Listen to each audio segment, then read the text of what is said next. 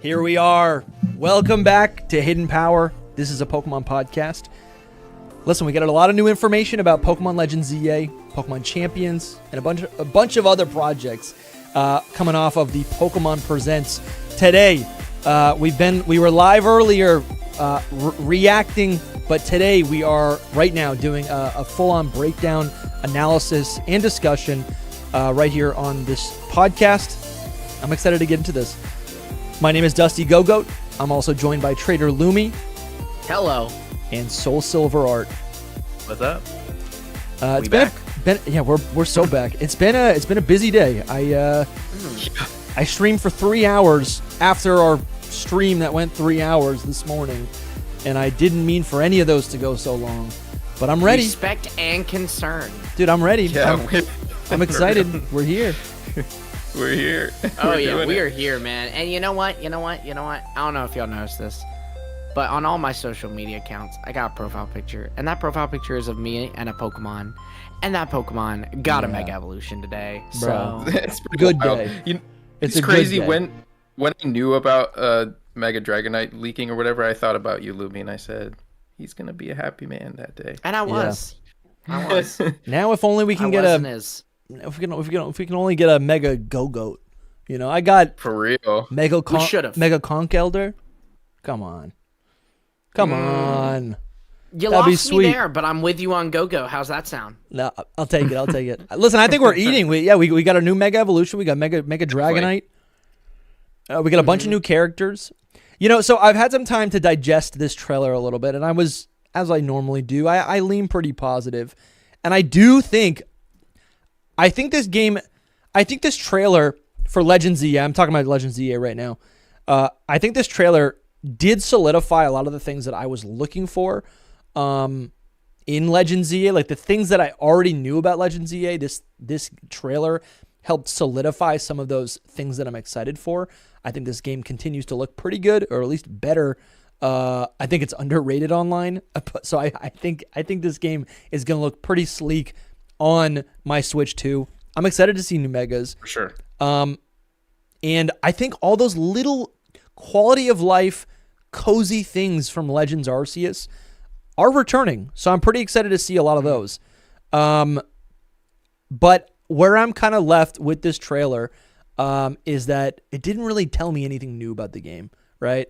I didn't get to see, and I didn't get to see any of the things that I actually wanted to see, which is like why are we in a city? Right? What's the purpose of that? What are the alleyways going to be like? Like, I feel like this game doesn't want to show me any sort of like real gameplay, you know? Mm-hmm. I haven't even seen No, I Bayleaf. totally agree. I haven't even seen Bayleaf. Oh, that's true. Bayleaf was not there, bro. They gave you That's your sad. favorite Pokemon fighting your mascot Pokemon. You're They worried did. about Bayleaf. Listen, this right here, Gogoat versus Scizor is crazy. This They happen, does it's feel like a canon. little. It's a great screenshot. Oh Right yeah, there. it's great, dude. It's great. Honestly, that's so great. But how are you guys feeling? I'm feeling good, man. You know, I'm feeling good. I think, man, these cycles that you go through on the day of a trailer are so fun because, so like, true. you know, there's an excitement and like you ride that and eventually you come off that, but then like you kind of build it back up, but it's a bit more of a almost a real excitement because like I'm digested what I'm excited about, you know, I understand it and I'm excited about that thing, you know, the what I know it is, you know. Yeah, my thing is Soul? when we do these, like, we're watching it together and having all these moving parts, I like cannot focus on what's happening. So like this morning, like I didn't get like a proper download of it essentially. You know what I mean? So like after we got off, I just sat there and I watched the whole thing over and, you know, scrolled through it back and forth and got all the details. And I felt a little better about it in general. But yeah, I agree with Lumi, obviously. Then there's just like ups and downs where you're like, wow, this is amazing, this is cool. And then you're like, oh, I'm like, okay. And then you're like, whoa, this is actually cool again. I don't know. I've been reading like so many tweets since we got off earlier. So I just, I've been seeing a lot of the community reaction to it all, and that's been really entertaining. Yeah. And interesting. Yeah. So I actually haven't seen much from the community. Like, I didn't go on to, I haven't been on YouTube because, like, we get off the thing off the presents, and I've been doing my IRL job, and then my wife got home, so I showed her the presents. She was at work, so she didn't get to catch the presents live. So then I watched the presents with her, which was kind of cool because it is live again, just for someone else. Sure. And then I posted a video on my own channel. So, like, I've been busy. And then I only went on Twitter like 30 minutes ago. And I gotta say, I'm mad at all you people hating on Mega Dragonite. Yeah, they're all wrong. I haven't gone on Twitter yet, so I'm in a pretty good place, to be honest with you. Yeah, I mean, it wasn't bad. It wasn't that bad out there, I don't think. I think most people had positive reactions, or like, that's good. Maybe not positive, but the same reaction. You say that, but there was a lot of, I went back and looked at some comments on our live stream, and there was a lot of negative comments, and I don't mean like towards us, I mean like a lot of like, oh, that was a nothing burger present. Yes. Oh, this presents had not. I was like, okay, I really don't think that's fair, because like, this presents did not. I think people are only saying that because there wasn't a lot of Legends ZA reveals, but there still were really good reveals throughout it. I mean, even aside from Champions and Legends ZA, which I thought both of those had really good reveals. Even aside from that, like the Surfetch thing, Surfetched and Pichu thing, that's a big reveal. The Pokepark Kanto thing, that was a pretty big reveal, I thought. I felt like it was a really good presents, and I think that just Pokemon fans who are going, that wasn't a good presents, are Pokemon fans that were expecting them to drop 150 new Pokemon in this. I speak only slightly hyperbolically. I don't know. I think it does have a lot to do with the whole situation with ZA, and I'm not talking about the leaks. I'm talking about them announcing it in 2024 and having us wait a year of nothing, and then giving us one big trailer this year, and then basically nothing for months until now. And it's like there's this whole hype around it that it was like, this game's coming out, when are you gonna show us something from it? And they don't show it, and I think that's the L part about it that everyone's going nuts about. I'm pretty sure. I feel like the Pokemon Company is like afraid to promote this game for what it truly is. Maybe, I feel like every time they get close to showing something off that's like interesting and unique to Legends EA, like the battle system, for example, they pull back. Yeah, that's definitely possible. Yeah, I could definitely see that, because they didn't even show it in this. Not at all. No, like nothing. Like just in the raids, but like nothing about the battles. They only showed that in the last trailer, the little one that was not a Pokemon Presents. It was a Nintendo Direct trailer. And they're focusing on these like characters that like we know nothing about. And it's not like, and they're not even telling us about these like. They're not telling us why we should care about these characters. I think a lot of us, like on the screen right now, there's Mabel. You could very easily think to yourself, oh, that's a Pokemon. Like, there's Pokemon lore there, right? We could like tie her in. She's a familiar face, right? But like, what? I don't know. I just feel like I'd love to see the trailer go deep on who she is and what she's all about. Really, just all of this. Like, I still don't know about Zygarde. Again, I don't even know how many megas there are going to be in this game. Right. To add to that, they didn't tell us about the rogue Mega Tyranitar at all. They told us nothing about this. They gave you like nothing on Emma. They just kind of were like, Emma is a detective, you will help her. And it's like, this is a character that's been the franchise for 13 years. I think she deserves a little bit more of an intro than that. If you go even on the website, they have some more information about the characters. Mabel is on there. They don't even mention that, oh yeah, by the way, she was one of the head scientists of Team Flare. Like, no backstory. That seems like important, information to give it. Like, if you're a new person coming into this franchise, Emma is a brand new character and Mabel is a brand new character, and you have nothing suggesting, oh, so these are characters that other Pokemon fans actually already know. Well, I mean, they are new characters because other Pokemon fans don't even know who Mabel is. I didn't even know who she was. She's not really a like, she's an Easter egg. You recognize her though, No, you just don't like. No, she. Well, I think you do. So maybe that is. Yes, yeah. Hardcore fan. I was gonna say like that's like saying like, oh, the guy from Safari. What is it? This is like saying the warden in Fuchsia City is Beoba. like... No, not even Beoba. The warden in Fuchsia City who loses his teeth in red, blue, and yellow. That's like saying he's like a main character. That's actually, honestly, he has more relevance than Mabel in X and Y. Yeah, because he's actually part of the story. Design. They all had really good designs. Anyways, that were like memorable to me. Yeah. I think it's a combination though of like what you're saying, Soul, where it's like, because they decide to reveal this game and then go a whole year without giving us anything. I think just any time a trailer is even slightly lackluster, fans are reminded of when they had to go a whole year without anything. Yep. And then also, I do think, so that's on the Pokemon Company 100%. But I do think there are fans who they want to be surprised by this trailer. And then they see the Mega Dragonite reveal and they go, well, I already knew that was a thing because of the leaks. And it's like, if you're going to look at leaks. That's a smaller group, though. Maybe, but I feel like that entire group, not that entire group, but a very large portion of that group who knows the leaks complain about the trailer because they knew about Mega Dragonite and they knew Mega Dragonite would be revealed this trailer. Yeah, and it's like, how is that their fault? You know what I mean? Like, if you want to look at leaks, that's fine, but don't take leaks and use that as an example for why your experience was ruined, because then that's on you, buddy. I do agree with that, just because you don't have to look at the leaks. But at the same time, there is... So I'll push back even on something that I was just saying, which is that it's a small group of people, but it's not, because it's spread so far that it's so hard to not end up hearing something about it. Like, even if you were trying to stay completely out of the loop, you would still have heard a little bit about, like, oh, maybe there's a Mega Dragonite, and like maybe something's happening. So, but I don't know. It's weird. I think that on this topic, like, I think that they're trying this out. The Pokemon Company is trying out this new way of promotion, I guess, marketing. And I'm hoping that they see that.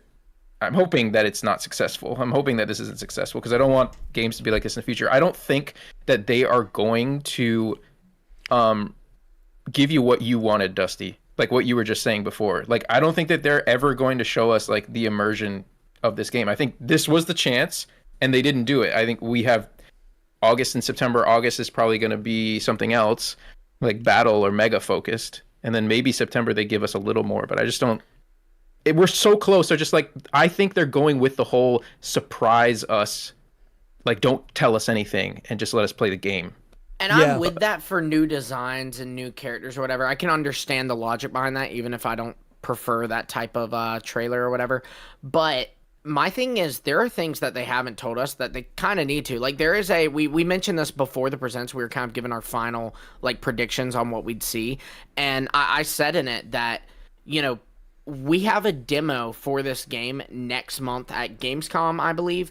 And I wouldn't be surprised if they end up announcing that there's also one at Worlds, because that's pretty close to it. And they did that for past Pokemon games that had a demo like Sword and Shield. And yet, while all that is true, we don't know how the battle system works. Like, we know that it's not a turn-based, it's a real-time battle system, but we've seen all these little controls on the, like, UI or whatever that we've gone, what's this? And we've been speculating about, but don't have any, like, hard, concrete confirmation of what they are. And so it seems weird to throw us into a demo, throw your participants at Worlds or your spectators at Worlds and at Gamescom into a demo without having prefaced them on how to, play these new battles. I think there'll be a trailer in at Worlds. I really do. Worlds is next month? Yeah, yep. It's almost August a month away. 15th through 17th. It'll be the 17th. That's a pretty the 17th. Yeah, it's a pretty It'll be the 17th, but if there's a demo, then people will be playing that as early as the 15th. And then the cool thing about that is that at Worlds. That is not confirmed, though. The demo it's not confirmed. It's not confirmed, but I'm going to be honest, I'll be very surprised if it's not a thing, because, like, Let's Go had a demo at Worlds. Sword and Shield had a demo at Worlds. They're having a demo just a little bit later at Gamescom, so, like, why wouldn't you do one at Worlds? And I think that's an exciting thing to think about, because, that could hypothetically, in the demo, you could get access to a new Mega. There could be a reveal of one there, so. So, yeah. What do you, this is related. What do you guys actually want out of, like, this game, Legends ZA? A new Pokemon experience, and that's really all I look for. And I think that a new Pokemon experience should, at this point, give us access to new Pokemon or forms, whether that's just regional variants, whether it's just new evolutions, whether there are some new Pokemon, or even for me personally, though I know this isn't the case for all fans, I am satisfied by a game that's focused around battles and Mega Evolutions, just giving us Mega Evolutions. Yeah. For me, it's crazy. I actually like the whole idea of Legends ZA, like doing the ZA Royale and having a new battle system. I like everything that they've shown us. I'm excited to actually just play the game. My complaints are more so with the marketing strategy. I actually care about feeling hype. I actually care about like feeling interested, even though I'm gonna be interested. I'm gonna be really happy when I get the game and play it. Like, they don't have to do much more. Like, I'm gonna buy this game no matter what. Do you know what I mean? It's about like your experience to me. Yeah, like, you're talking about like the ride, the build up, ride of not just playing the game, but the community experience leading up to the game, even. Right, exactly. No, I think that definitely clarifies stuff. Yeah, because the game itself, it looks awesome. It looks good. Looks fun, I should say. Yeah. But like, yeah. Well, to me, it looks good. I think the game looks good. Yeah, it looks for me, good. I think it looks good. It looks a lot better. I think it looks good. I guess what I'm trying to get at is like, for me, I don't really care too much about like a trailer. Like, I just spent 3 hours talking about like how good the trailer is with Jake and like our communities, and like Jake made some good points. I've seen a lot of people online be like, "Oh, it's a bad trailer" or whatever, and like, yeah, I think some of that matters, especially when you're like it matters to me in the fact that like there's hypothetical things in this game, and if they're still holding these things from us, then I'm just disappointed that like, because at the end of the day, I just want to play the game in 3 months. You know what I'm saying? Like, that's all I care about. The trailer doesn't matter. Trailer matters right now because I want to get excited, which is what you're saying, Exactly. Soul. But at the end of the day, I just want to play the game, and I feel like I don't know if there is more to this game that they're not showing us, or if there's really not that much more to the game, and they're literally just showing us what is the surface and what is also underneath. I don't know, but I'm watching this trailer, and they keep teasing Zygarde and showing AZ and Zygarde, etc. And I'm like, that's the stuff I want to know about. Is that really the plot? That's why I'm like, I think Game Freak, I think the Pokemon Company's like afraid to promote this game properly. They're just like, here's characters and here's Pokemon and here's a world, and go buy the game. It's a Pokemon game, even though you might not like it. Like, did they do testing? You know what I'm saying? Like, did they do proper market research and realize, fuck, like people might not like this? You know? I mean, I think that's the thing too, though, is like, they had a similar strategy, because I remember with Sword and Shield, people complained they didn't reveal enough. Scarlet and Violet, a lot of people complained they didn't reveal enough. And Sword and Shield's the third best-selling Pokemon game of all time, and Scarlet and Violet's the second best. So it's like, And I don't think that's even true. I think they did show off a lot of stuff. With Scarlet and Violet, I personally did remember feeling like the hype cycle was a little lackluster in terms of the amount of reveals. Yeah, for sure. But Sword and Shield, I thought was okay. But it was definitely Sword and Shield. I think so many people were burned because right before that, or not right before that, but the gym before that was Sun and Moon, where like coming they off were. of that. Yeah, I mean they were shoving Pokemon down your throat. Like, I mean, they did not care if you wanted a new trailer. Here's a new trailer, and there are 20 new mons in it. Yeah. But what we're gonna be doing today is breaking down the trailers. We haven't even talked about Champions yet, which is gonna be a whole nother discussion. True. And we got plenty of time this week. Yeah, we've got a bunch more streams the next 2 days with a bunch of creators. Guys, let's touch on some of these super chats, and then yes, please. And then maybe we can transition and discuss and actually just do a full-on breakdown. Just kind of go frame by frame to take a look at these trailers to see what it did actually give us. And I think it did show us a lot of cool stuff. Again, I guess I'm just disappointed that like they're not focusing on the things that seem actually exciting about ZA, Like, how many times Sure. are they going to show us Urbane and Mega Tawny? Evolution. You know? Yeah, for real. Right. Do we need to see Urbane? No, but even if we got more megas, I mean, it definitely would have been cool if they showed us like 5 megas. Like, because then it's like overwhelming, and then it's like, okay, maybe you can draw some comparisons between these megas and like the previous. I don't know. It's like maybe there's a conversation there, but it's still not that. It's still kind of vapid, you know. Other than just like a new design, which I'm excited to get a new design, but like that only hits so long. That's all. Yeah, All right, agree. let's check out. I'm gonna refresh this a little bit just so I can pull up the super chats. I can read some super chats if you'd like. I got the it. first one up. I do got do? it. We Okay. got Ball Guy right Go for it. here. Can we picture Starmie dancing with Lita, fellas? Is it Yes, I Alita? can. Is that her name, Lita? Lita, yeah, the Lita. dancer. She's got a Staryu as her partner, and I will say something I did pick up on is, obviously, leaks are a factor here, but also they made Staryu her partner, and she has a little mega ring on her wrist. And I do think this is another thing where, like I said, you know, leaks are kind of affecting the perception of this trailer. Sure. If there were no leaks, we would be done with this trailer convinced that there is going to be a Mega Starmie, there is going to be a Mega Scrafty, and there's going to be a convinced. Mega Arbok. Yep, Mega convinced. Arbok. You know? Yeah. And that would be a cool thing to like be It's like- kind of hyped as a community about. And then be a little. Arbok is hilarious, but But it makes the sense. thing is that in this way, the leaks actually kind of improved it for me because I Sure. didn't even see that until later on, and I was like, "Oh my gosh!" One of them has a Starmie, one of them has a Scraggy, and it's just like they're supposed to be Tierno and Shauna or whatever. Like there was a lot of depth to those two characters, and I was very pleasantly surprised later on after I saw that because they give you, in a sense, they give you a way to like dig into it a little bit more. Yeah, there's an Most of opera, it- but we Yeah. don't have the opportunity to dig in because we've been spoiled, which is not their fault. I'm just saying, Right, like, I mean, I it would be more fun if wouldn't we have didn't guessed know. anything I else mean- other than Starmie and Scrafty, right? Credit where So I think credit you is would have because due. they have It they have kind keystones. of is their fault. Apparently, they were very easy to hack. All right, let's Yeah, okay, I let's said let's too, let's stay on but- track. Yeah.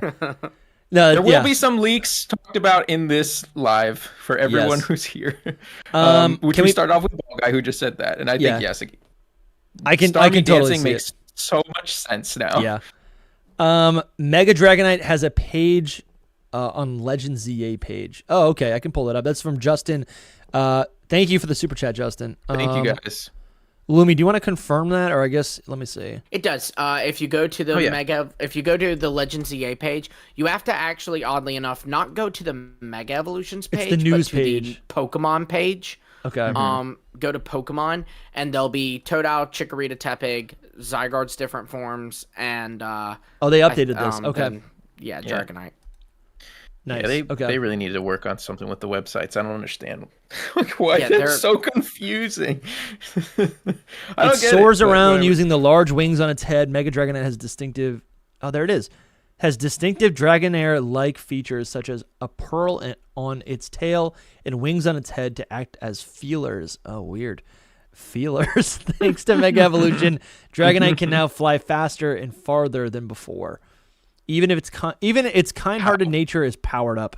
For Mega Dragonite, ending a Pokemon match quickly is an act of kindness towards its opponent. That's good. That's hilarious.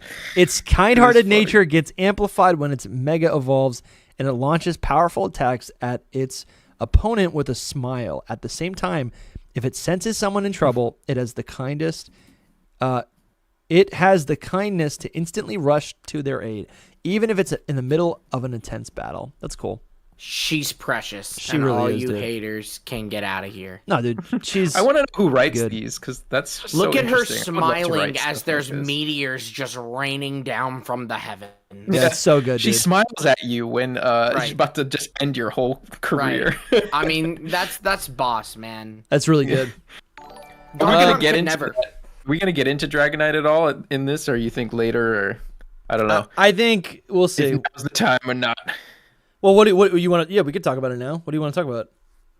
No, just your your first impression opinion on said Dragonite, or how you felt now a little while. I think it's good. I think it. Yeah, I think it's good. I think it, for all the same reasons that it looks like Dragonair is kind of why I like it. I think it'll be fun to see. I don't know. It's like, what else would you want from a Dragonite? You know, Dragonite's dopey. It's big. It's friendly.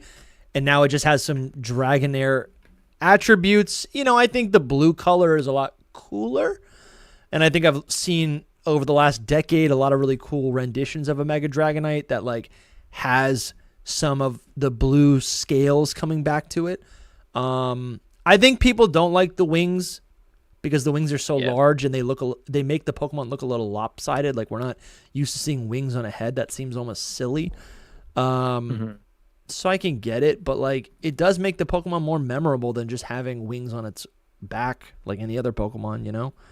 Right. Yeah, it's more of a Pokemon design instead of just wings on your back. I was just, you know, like I said, I was looking through a lot of Twitter stuff and like how people are reacting to this.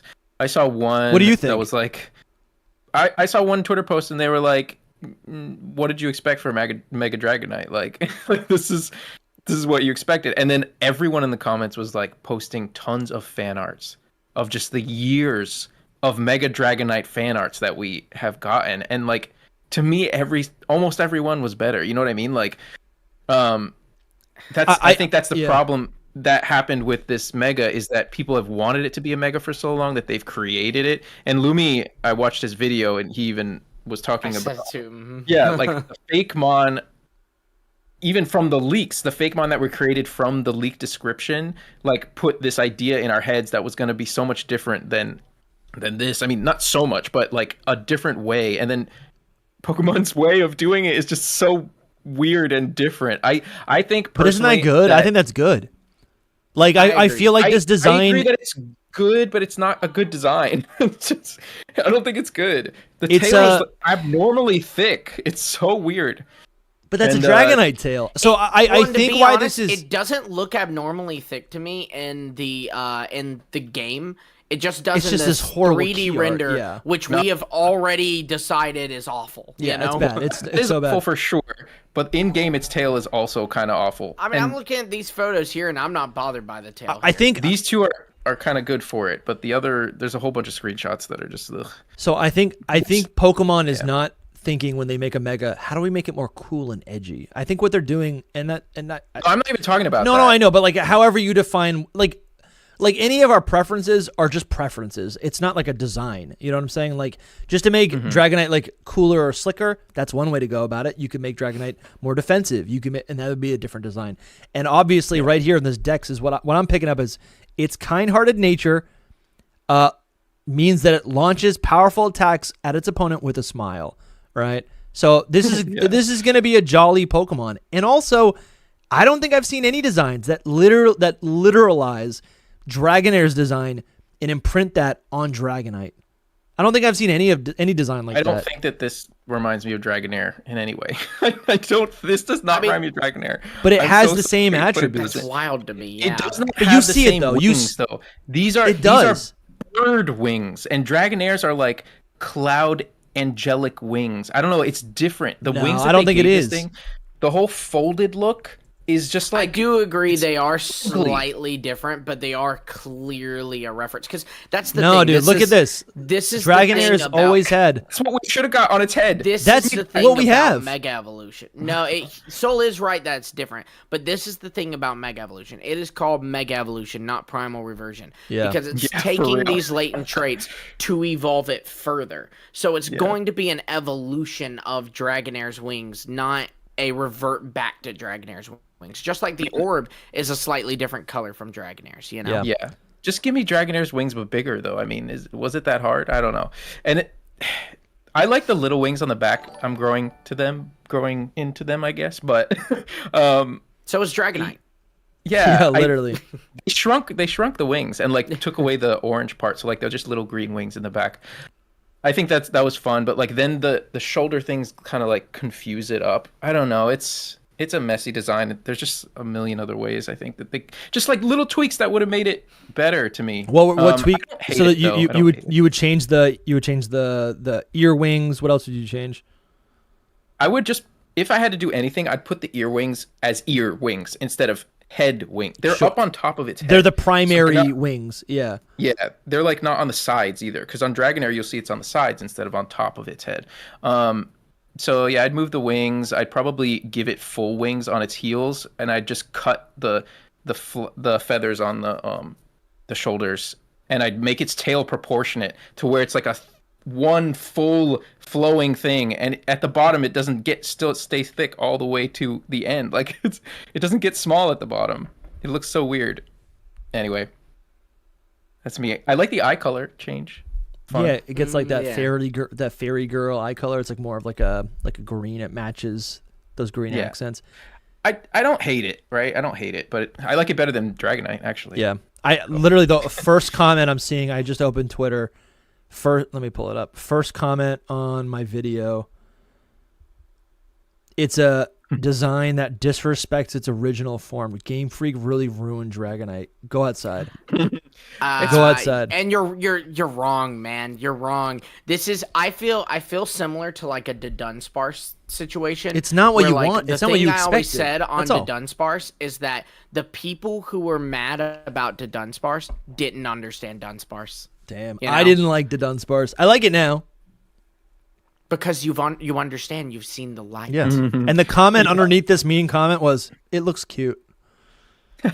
That's good. Yeah. Shout out to that guy. I will also say one thing, because I can only say it here, and actually I'll probably say it on Twitter too, but I can only say it here live, right?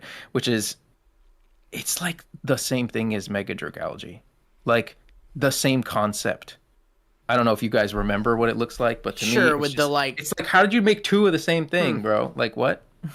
Why? You know, it's funny. I hadn't thought of that, but I do see where you're coming from. Yeah. I'm sending you guys some like fan art now of Dragonite. I think it looks really nice. So much of it. Oh, you're saying of this? Oh, the fan art's a whole nother topic. Everyone that does fan art, if you're judging this off of fan art, I don't allow it. When we do a Pokemon tier list, look at that, guys. I know, but when we do a Pokemon tier list, we don't judge the fan art. We judge the art that is given to us. Yeah. And the fan art, I've seen so many, and I'm like, that's amazing. That's amazing. But that's not this. That's not what's in the game. That's not. Maybe its official art will have some saving of its body proportions, but that's about it. I think for me, I'll wrap up. Like, I guess my final point is like, I appreciate that it has a specific concept it's going for. It's very specifically, in the very first line of the description, is taking features from Dragonair, like the pearl, like the wings on its head, right? Mm-hmm. I think that's nice. I hadn't seen that design anywhere else. I've seen a lot of Dragonair inspired evolutions, but they would always try to like coat Dragonite in the blue of Dragonair. In this design, takes the weird parts of Dragonair that are absent in Dragonite, but it doesn't remove Dragonite's identity. So I like that. I never expected it to be blue, to be honest. I don't know why people did. I expected it to be blue based on everything that I've seen the last 10 years. I don't know. But I don't know. Like all things, like I'm not saying it's like the best design in the world. My eyes are burning looking at the 3D render art that we got, right? Essentially the key art. It is key art. We can just call it key art. Bad. Yeah. But anyways, all right. Well, that was a good super chat. Art? Well, before we leave off this, I did just want to give my speculation real quick, because unfortunately in Pokemon Legends EA, it seems that abilities will not be a thing. So what's Mega Dragonite's ability? I'm glad you asked, folks. I'm going to try to guess it right here, right now. I have 3 guesses. My first guess is Gale Wings, but I'm not as confident on that because Dragonite honestly doesn't get a lot of good flying type moves for it. Second guess is Wind Rider, because that'd be kind of cool. Mm-hmm. And then my third guess, it's a bit of a wild card, but I'm thinking, with one thing that people talk about is Mega Garchomp's actually a little worse than Garchomp because they knocked some of its speed out. So I was thinking, if they have to do that to Dragonite, maybe, what do they nerf? And I thought maybe they make its ability Cute Charm, where it's not the super metal ability, but I feel like that works. Oh, so wait, explain what you're saying. You're saying Dragonite will likely get a new ability when it Mega Evolves? It could. It very well could. Okay. I think most Pokemon change ability when they Mega Evolve. Now, I do Gale believe Wings feels Medicham... Gale Wings feels right. See, the Gale Wings only does issue feel I right. have with Gale Wings is that, like, Dragonite doesn't, it's a physical attacker, and it doesn't get a lot of good physical flying moves. In fact, like, right now, the most common physical flying move run on Dragonite Aerial is Ace? Terra Blast, and then Okay. doing Terra to turn into a flying type, so you get flying type Terra Blasts. Let me see. So, it does get Fly, it does get Aerial Ace, but Aerial Ace isn't that good. It's 60 base power with a chance to crit, and it gets Dual Wing Beat, which isn't bad in base power, but has low accuracy, or not perfect accuracy at least. So it's just No, dude, Yeah. it gets wing attack. Isn't Wind Rider like way too strong though? Because I feel Wind like Rider. So broken. it's too strong, but it's avoidable, right? Like it is too strong. It's when it gets hit by a wind-based move, which is like Hurricane, Heat Wave, Blizzard. It would get an attack boost. Yeah, it doesn't. It really doesn't get that many like flying type moves. But my thing is that it's avoidable because if you see a Dragonite, you're not going to use Heat Wave. L1233 in the chat says maybe Aerial 8, and that's where my money. That's where my money goes. That's actually a really flying good type call. Hyper Beam. Come on. Flying type extreme speed, dude. Oh, let's go. That's amazing.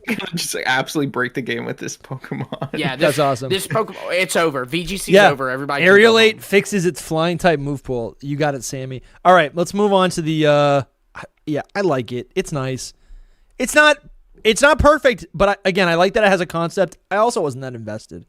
So listen, if Go-Goat's horns turned into wings, I'd be a little peeved as well, probably. I didn't expect. I wasn't like, oh yeah, Dragonite's gonna be my go-to. Dragonite's the one for me. Like I don't like regular Dragonite, so I wasn't expecting to be like, yeah, this is it. So it's not. Sure. No loss, essentially. All right, Bramtastic, thank you, man, for the continued support. They say that's true. Maybe I fell in love with all the new gameplay news because I've been avoiding leaks as much as possible. I loved the presentation so much. Well, this is when we were talking about the effect of leaks on our perception of trailers. I think yes and no, because I know that somebody else has not been paying attention to leaks and they still didn't like it. So yeah, it's just a mix. But yeah. Young Smokey with the $5. Appreciate you, man. Says, yo, what's good, Lumi, Dusty, and Soul? That was a Pokemon Presents, wasn't it?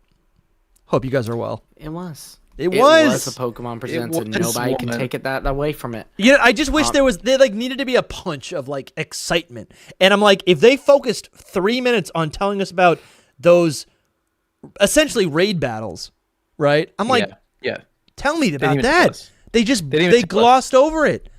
Yep. I really think they're afraid to I think they're afraid to confuse us. Not us, but people. Maybe I really just think that it's their marketing strategy. I think that it's their marketing strategy that they just don't want to give too much away and like let the game speak for itself, kind of thing. Like when the game comes out, then you'll experience everything, and that's it. And I hate that. I think that like I don't know. It's funny. I remember this sentiment going around when Legends Arceus was coming out, and I'm feeling it again with Legends ZA.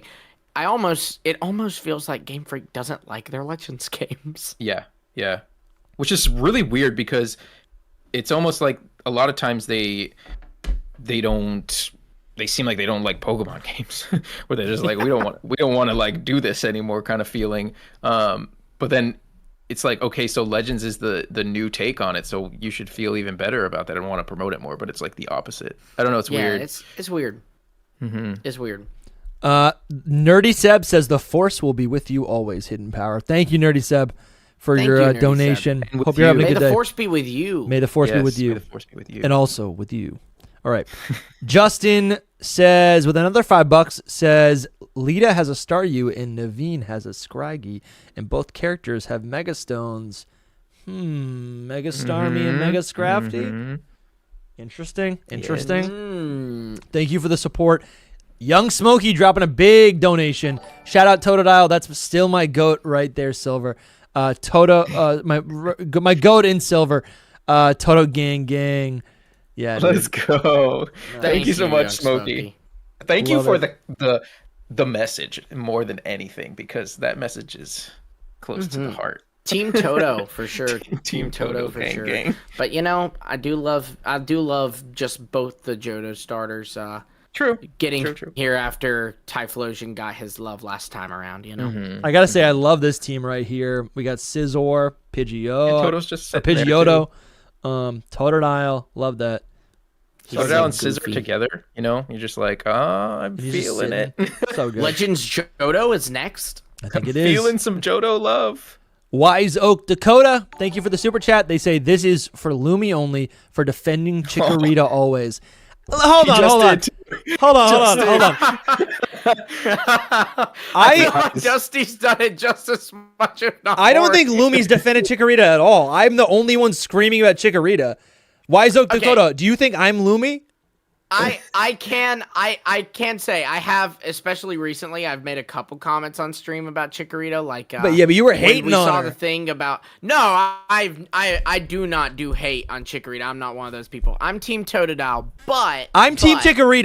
But Chikorita is amazing. I did. I don't know. say Sounds kind of like you sound like a fence sitter. You're like, I like it, but I'm not choosing it. I'm choosing Man, Chikorita.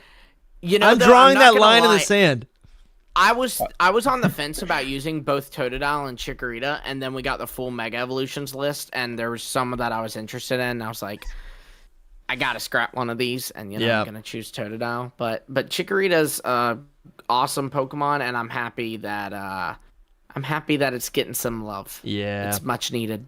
I agree. Like I think we're pretty pro Chikorita on this podcast.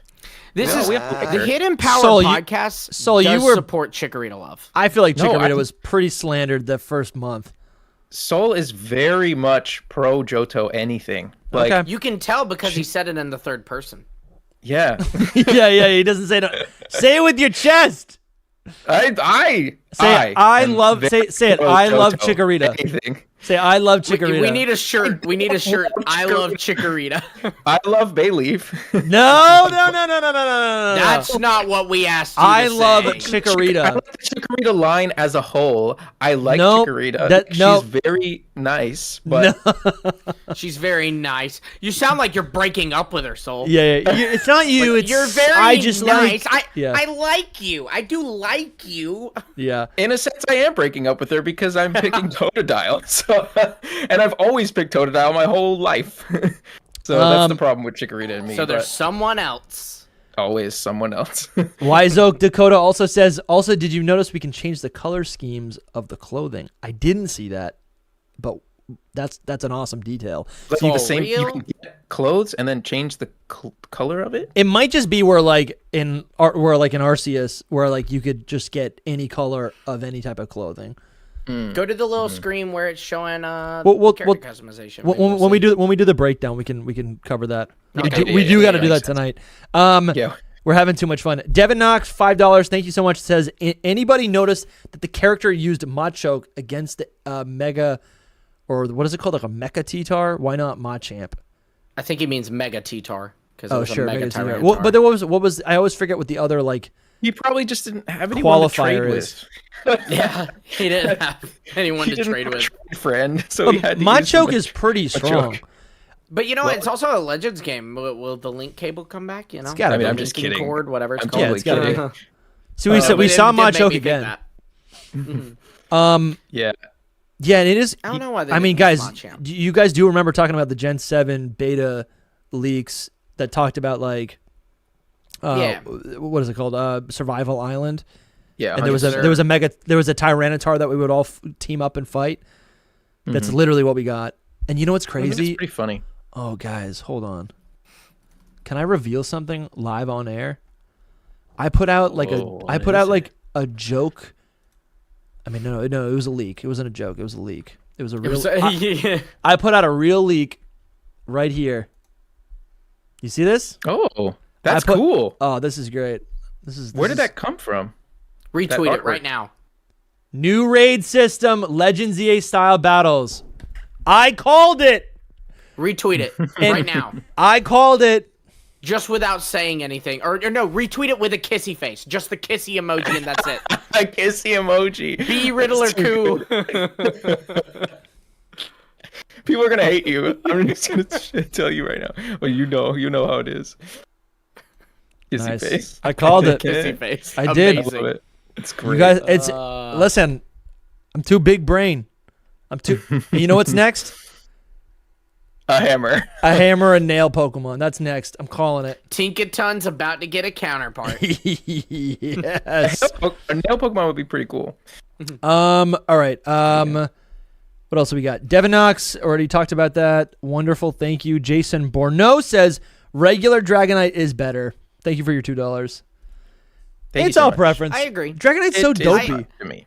I do agree that regular Dragonite is better, but the only reason I think that is because I have loved regular Dragonite for 20 years. So, For his whole life. Not my whole life. I wasn't into Pokemon my whole life, but I got into it around 6 or 7, maybe. I don't know. So It's pretty much your whole life. yeah, it feels like it's like a life that I can remember. Yeah, for sure.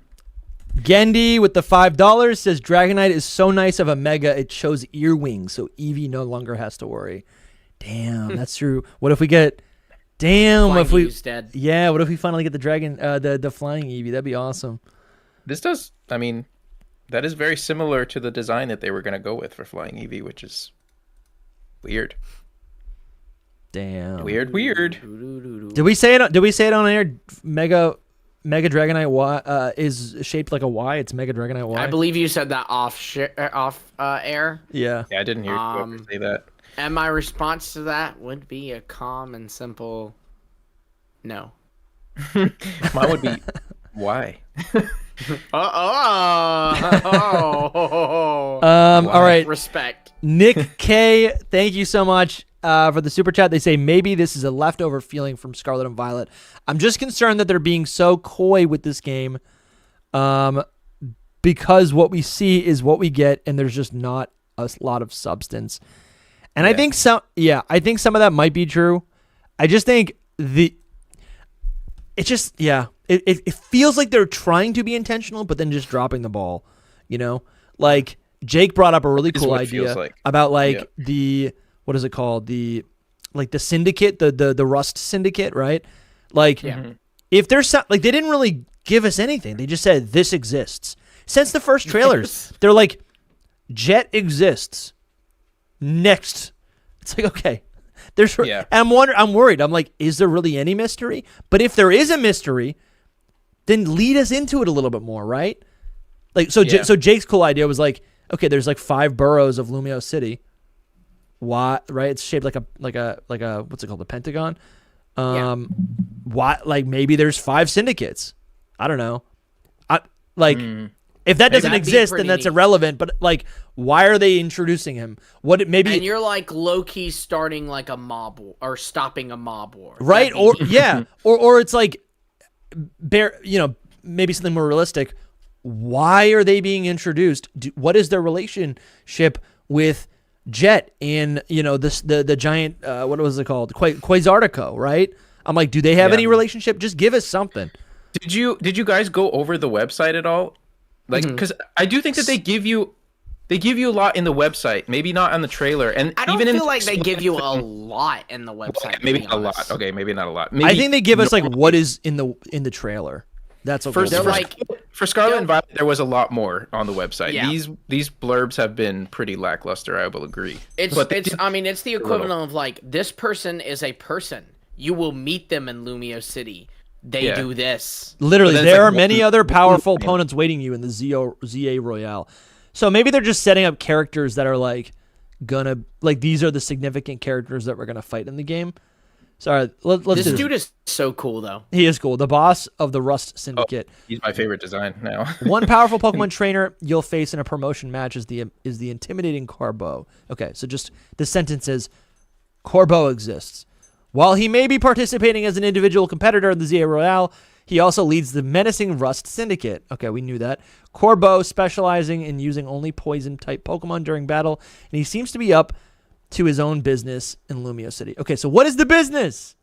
I guess exactly. This is actually a bad. I was wrong because they didn't say much about him here, but in the trailer when they go over explanation part of it, they kind of tell you that you're like working with him. Yeah. When we get to it, I think that he's not an evil team at all, and I think that you face him, but then he's going to be helping you. Like, I think they're going to be the Rust team or whatever. They're going to be like working together with us to try to figure out what's going on in the city. Maybe. Oh, cool. So Pokemon's getting into telling people to join organized crime syndicates now. By the way, they've been doing that since Generation 1. Oh, yeah. Mafia. See, I wasn't in denial that they would use Mafia. I just didn't know that was like a sensitive term. I mean, from making that post, I was corrected because they did say Mafia in Sun and Moon. They used it once, like an actual in the game. And I was like, whoa.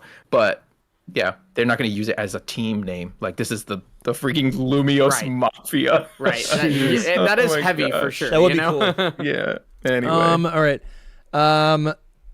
Haley Wedge. Yeah. Thank you for the donation. They say, saw the presents this morning. I actually really loved Dragonite's Mega. Also loved seeing Mawile as well. Team Chikorita for the win. Yeah. Can I just say that I also adored seeing Mawile? Like, yeah, the whole like Mawile looked thing, clamping, like, was like, it looks so good. It does. I really liked it a lot. I was like, wow, I like Mawile. No, Mawile is great. Mawile is really, really cool. It's such a weird. It is a monster Pokemon. It's weird. It's just like, I love that about not just an animal, you know what I'm saying, or an object. Thank you, or maybe I think it's Hallie. I'm saying Haley, but I think it's Hallie. Thank you, Hallie. Wise Oak Dakota sent another super chat. Thank you so much. Corbo gonna have Mega Scolipede in his crime associate. Looks like he had. These are just spoilers. I guess we're just talking spoilers. Yeah, we are. I mean, all right. Corbo gonna have Mega Scolipede, and his crime associates look like he's gonna have Mega Skarmory colors for the leak. There it is. Corbo also has the Mega Eyes and dripping poison aesthetic. Pecharunt 2 soon. I will neither confirm nor deny these things. You know, I will say. Yeah. Do you know if there's a Mega Scolipede, and if Corbo uses said Mega Scolipede, then I would be willing to buy, because there is like a steel type motif going on in the Rust Syndicate, and also it's called the Rust Syndicate. So I would be willing to bet on this little topic of trying to guess abilities that the ability for Scolipede will be corrosion. Ooh, that will be so good. That'd be so good. I think Corbo having a Scolipede, I just look at his clothes and I'm like, yes, for sure. The Skarmory one is a bit more of a stretch for me, but if he's a steel type user, then yeah, why not? Like, that is what's cool about him, that he has poison and steel types. Yeah. Or I'm there's a lot of steel going on around him. I mean, someone in that building's using steel type, because there's the Steelix on the wall, there's the King Gambit statues, there's something there. Yeah. And then Laura G became a legendary tier member. Thank you so much. Also, yeah, if anyone wants to become a legendary tier, that's our lowest tier on YouTube or on Patreon. If you join, not only will you get access to all of our Secret Power podcast episodes, all of our live streams, all of our gameplay, or like, playthrough live streams. There's so much content that you can unlock. We're actually doing 2 more hidden Secret Power streams this week with some guests. But you can also get into the secret Discord, which is that's where our whole community hangs out. And on Monday, we are doing a live call-in show. And if you're in there, you can join into the call-in show, talk to us, and be on the episode next week. Talk to us about all these things. All of these things. About now. If you got any theories, we'll take them. If you got any predictions for the actual game, any fun ideas, anything you want, if you could just call in to say hi too. Honestly, even call in to say, hey, I don't like Corbo. He seemed mean. Yeah. You could say, I like Slowbro. You could say that. I like Mega Slowbro. I think you should pay $5 just to go in there and say you like Slowbro, honestly. We might fight you on some of it, just saying. Oh, yeah, for sure. Not the Slowbro point, though. Not the Slowbro point. No opinions are safe. Yeah. All right. Cool. Listen, how did that banter take an hour? I thought that was going to be... It's a lot of people talking, We'll blame Soul for that. Okay, sounds good. Yeah, there's a lot to talk about. There's so much to talk about. My brain was like overloading. You know what's crazy? We have not even talked about... This is really funny right here. This is a very funny face. That was the first thing I thought. Honestly, can you screenshot that and send it to me, please? I'm gonna put this on Twitter. Please do. Yes. Me after Dusty, you gotta wait until you're done and then just put me after 12 hours so of streaming or whatever. That's funny. Oh, that's so funny. I love that Tyranitar. That's awesome. It's a great capture Oh, that you boy. might not have gotten otherwise. Yeah. Gosh, the amount of fan art. We're of Mega just making Dragonite. some amazing DustyGogoat tweets today, y'all. They're always good. They're always good. Me after 9 hours of streaming. Yes. It's real. Beautiful. We're not even done. Yeah, I know. Well, it'll be me in 2 hours. Oh my gosh, Dusty, I just saw your no ports. Yeah, no ports, Yeah. man. We didn't get No the ports. ports. There's a Never lot of things I'm changed. disappointed about. Shiny Zillamon has been a member of Legendary Tier for 7 months. Mega Pyroar, not Pyoro, maybe Mega Pyroar may be revealed in MZ base. Oh yeah, that could be it. Oh, and my buddy Level 99 Pidgey says, "Do you think Mega Dragonite gets tired carrying around those ears all the time?" No. Listen, do you? No, those are pure muscle. Yeah, do you get tired carrying around your arms? Sometimes. Sometimes I do. Sometimes. What? All right. Real talk. No, look, Dragonite is a pseudo legendary, or as Pokemon has tried to push on us, powerhouse Pokemon. She can do anything. Oh yeah. Guys, Let's do this. We didn't even talk about champions. Okay, if you want to talk about champions first, we could do that. Whatever you want. Because I Wait. don't think we need to do a trailer breakdown of champions. I think that's maybe a different. Yeah, I agree. I mean, we could, True. but It was just like an explainer. I don't think you really do. I did write down some interesting things to note on champions, and I really don't think that we need to do a spend too trailer much time. breakdown of it. so Yeah. let me pull up champs. You can have it playing in the background, and we'll just like name Yeah. things off as we see it, kind of thing. First things first. We literally know almost as much as we knew before. They just showed us what it looks like. That's Yeah, basically. and it doesn't look that good. No, it doesn't look good. So Whoa. Okay. listen. I think this it is looks my really good. What? this is my question. This is my question. Is Pokemon Champions still potentially your dream Pokemon game? Yes. It Why? could be 'Cause I don't think- not much has changed from now to from yesterday to today. Not much has changed. So I think a lot has Except it changed. looks good. That's about it. I think a lot has changed too, and I think it's a lot of good. but Tell me. I want to hear very it. curious. Okay. Well, first off, I think the thing that I think it's important to just go ahead and remind everyone that when I'm saying my dream game, I do of course mean my dream game. I'm not going to speak for all you lovely people out there, but for one, it seems that they are making the things you have to do to battle, and what I mean by that is while anybody can battle, let's face it, if you go online and you don't have EV'd, IV'd Pokemon, you're going to get absolutely humiliated by, some Yes. other person on the internet and the battle That's what makes you stadium. not want to do it. Yes, exactly. And I think they've made those pretty complicated, nearly hidden traits of a Pokemon much easier to understand and more importantly, much easier to tweak and to customize here on Champions. With the new training feature where you can use VP to basically do that. right, and also wait, can rent I- your own Pokemon. Yeah. So Please. can I jump in? Please. So I was with you when we first watched this trailer, and Okay. then I took a look at the website with Jake, and Okay. I'm very sad to see that this game has actually ruined any potential excitement I had for it, because Okay, how? because you have to pay to min-max your stats. It's not With VP, though. yes, but Yeah. how do you get VP? In the game, it says that. in It the says through game. rank. So how do battles. you get it in the game? You spend your time, and to me, you do. So guess what? You can already do that in the mainline games. My issue was that I don't have a lot of time to do all this background stuff. I want to pick up my Pokemon. I want to min-max them. I want to play the game. That would save me time. That would save me energy. That would allow me to focus actually on what the point of the game is, or should be, which is battling. And this devastated me. This devastated me 4 hours ago. I was like, oh, this is kind of cool. It looks a little fun. And then we looked at the website, and the only thing that it promises is like actually nothing. Honestly, I don't think it does anything other than mixing all the gimmicks and all the Pokemon. That's cool, right? That is cool because you can't normally do that in like one game. But all of the excitement of like new battle metas or, oh, I can just use my Pokemon from Pokemon Home, which you can do, but you have to use the VP. Is that what they're called? VP? You have to use those points that you earn in the game to min-max your stats. That, like, to me, I don't have time to do this either. And then when I think, and then the problem with that is that then that basically deflates any sort of argument about like, or wish, right, that this game would get more people into competitive, because those same people have to do the same thing.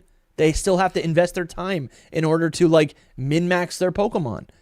Right, but you don't know how much time that's going to be. Exactly. That's what I was going to say. How much time it's going to be. I think that concern is super freaking valid, and that's something I hadn't even thought of. And I didn't think of it either. Great point. It like scares me. I'm still not too worried because me personally, I don't mind putting in the time. I do it now. But for someone like but you're playing VGC. Yeah, the time. Yeah, you're already playing VGC. And that's what I'm saying is, so for someone who's more casual than I when it comes to battling people, I think that's a super valid concern. So the only, and I'm sorry, that's the only thing I can say, but I do think it's a big thing I can say is we don't know exactly how much battles give you how much VP, how much they'll give you to start out. They might be saying rank battles are a way to get it, and there are other methods to get it that we don't know about yet. Also too, they very well might release this, see people's reaction to, oh, VP's so hard to get, this sucks, and then go and change it in the same way that how TCG Pocket changed their trade requirements because people were upset with that. Well, then we gotta start ringing the bell, and we have to start a movement, because Wolf Glick's talking right now like this is like the best thing that's ever happened, but like Wolf Glick already spends the time. Most people like it. Most people like it because you don't have to pay, but I will say this. Yeah, but my time is valuable. They could give you an option to pay. You know, they could be like, hey, if you want to do it faster, you can pay. Yeah, but I don't want to do that either.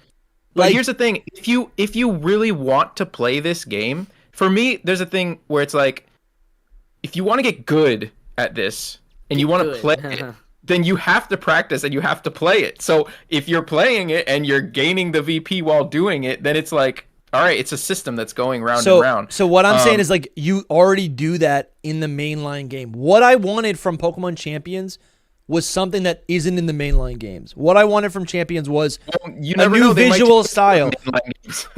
Someone might take it out. What? Say that again? They might take this out of the mainline games.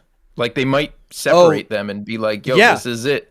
And the mainline games don't have this much anymore. You're saying the turn-based RPG, the turn-based battling, turn-based RPG, or even player versus player. Yeah, the style will be there, but exactly, it won't be on like competitive. Won't be on the main game, the main gen game. Essentially, yeah. I don't know if they're gonna gut.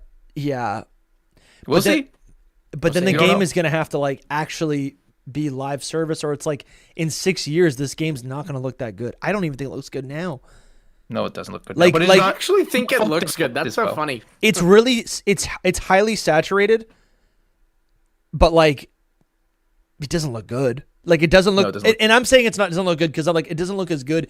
It's missing all the textures from Scarlet and Violet that we were all praising. Mm-hmm. And I don't even think Legends ZA. I think they may just be moving away from that. Like I think they maybe didn't like that or something, because Legends ZA is also moving away from those textures. I don't exactly mind the Pokemon models here. They look a little rough, but this game's in development. Like when these pictures were taken, this is pre-development, whatever. It's not supposed to release for at least another 6 months, you know? I don't know about 6, but close. But either way, yeah, because if it's 2026, I'm saying bare minimum, if it releases January, that's still like 6 months from now. You know? Is it 6? 5, maybe, I guess. So there's don't that, think, but this looks... It's the floor that gets me. It's the floor that really bugs me. I'm not worried about the floor. No, the floor is like exciting. I think the floor is just like flashy. I want to be very clear, Dusty. The complaints about the training thing, that's like super valid. Yeah, dude, I didn't know that. I was like devastated. I jumped on stream with Jake, and Jake was like, He's like, some people are gonna be upset with me, but I'm like just reading the website, and I was like nervously laughing, and then I was like, shoot, oh my god, this is horrible. Again, though, I am like, that's one of those things though that's like that can I can understand how that sounds bad. I'm personally not worried about it because I don't mind the time, but totally get it for people. Yeah, but that's like your hobby, right? Right, exactly, and that's what I'm saying. That's why this is only totally relevant for people who are. Yeah, but this is only relevant because like Wolf Glick right now, and I hear it from you guys. I hear it from the chat. People are saying like this game is all about VGC, and then I'm like, but you can do like everything that's in this game. Spending the time to min-max these Pokemon, and then you have to unlock the Pokemon in this game.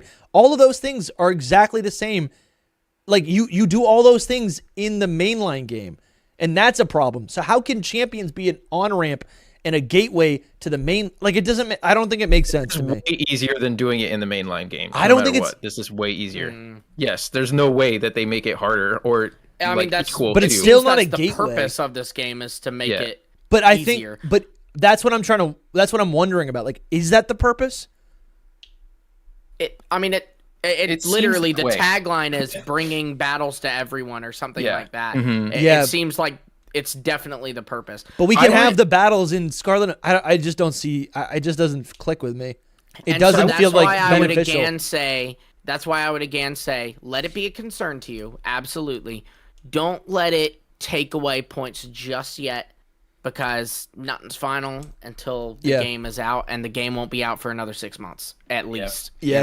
Definitely gotta wait. But like, wouldn't on top of that, yeah, I'd say that if it was all pay to play, we would have like the same discussion, conversation. Yeah, we would be like, I don't want to pay all this money to be able to do what I need to do in this game. Like, I think there was only problems. 2 ways to go about it, right? So no, I don't know if they. No.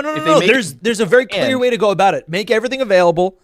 Make everything min-maxable, and then give us costumes for our Pokemon that we'll pay for willingly, and that's how you can get paid off this thing. And you're preserving the actual thing that people want to spend money, and allow us to unlock Pokemon. But it's like everything that we were talking about was a better idea, right? Allow us to unlock Pokemon by buying your new Generation 10 game. I'll do that. You'll get my $70. I'm still playing your mainline game, and I get to do specialized battles and champions that also allow me to min-max my stats and experiment with different sets.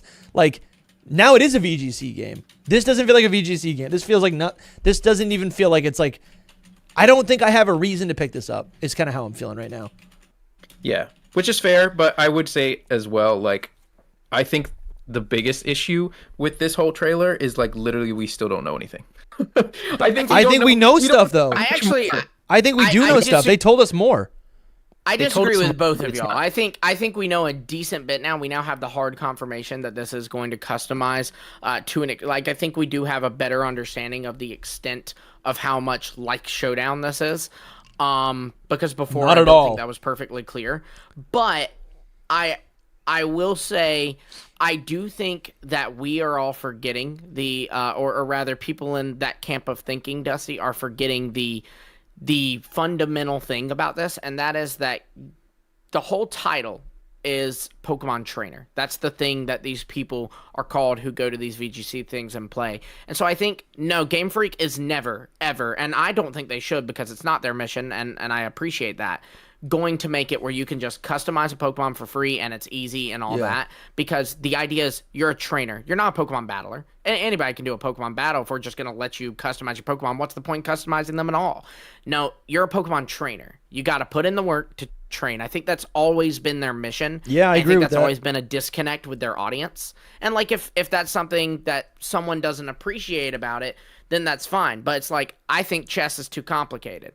Well, instead of saying that whoever designed chess has done a bad job at designing it, I'm just accepting chess ain't for me, you know? Yeah, so my point is like I totally agree with you. I think there's like a magic in capturing your random Pokemon and then being rewarded by their strength by training them up through an adventure and then min-maxing and then competing. Like there's a pipeline there. There's a system, right? And it's in world.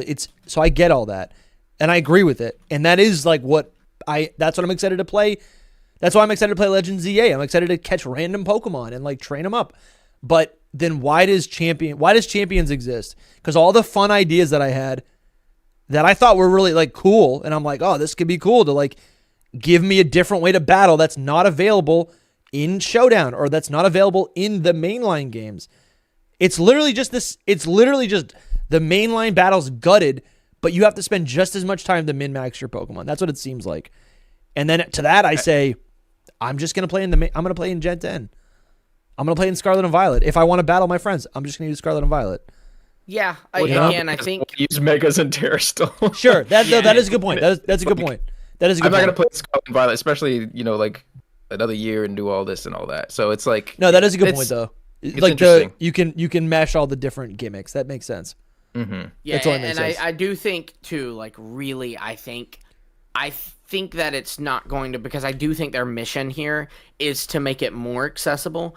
So I really think that we should, instead of just reading the website, just wait and see, because I don't think it'll be quite as bad as you think it will. I don't think it'll be as easy as you will hope it is, but I do think it won't be as bad as you think it is. I just feel like they're they're gatekeeping the wrong, or like I don't want to spend money to increase my stats. That's not fun.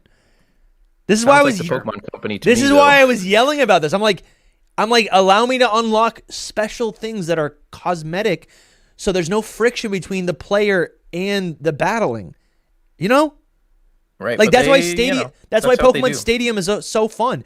You just boot it up and you got a team and you start battling. You know? I think you will be able to do that here, but your team is rental.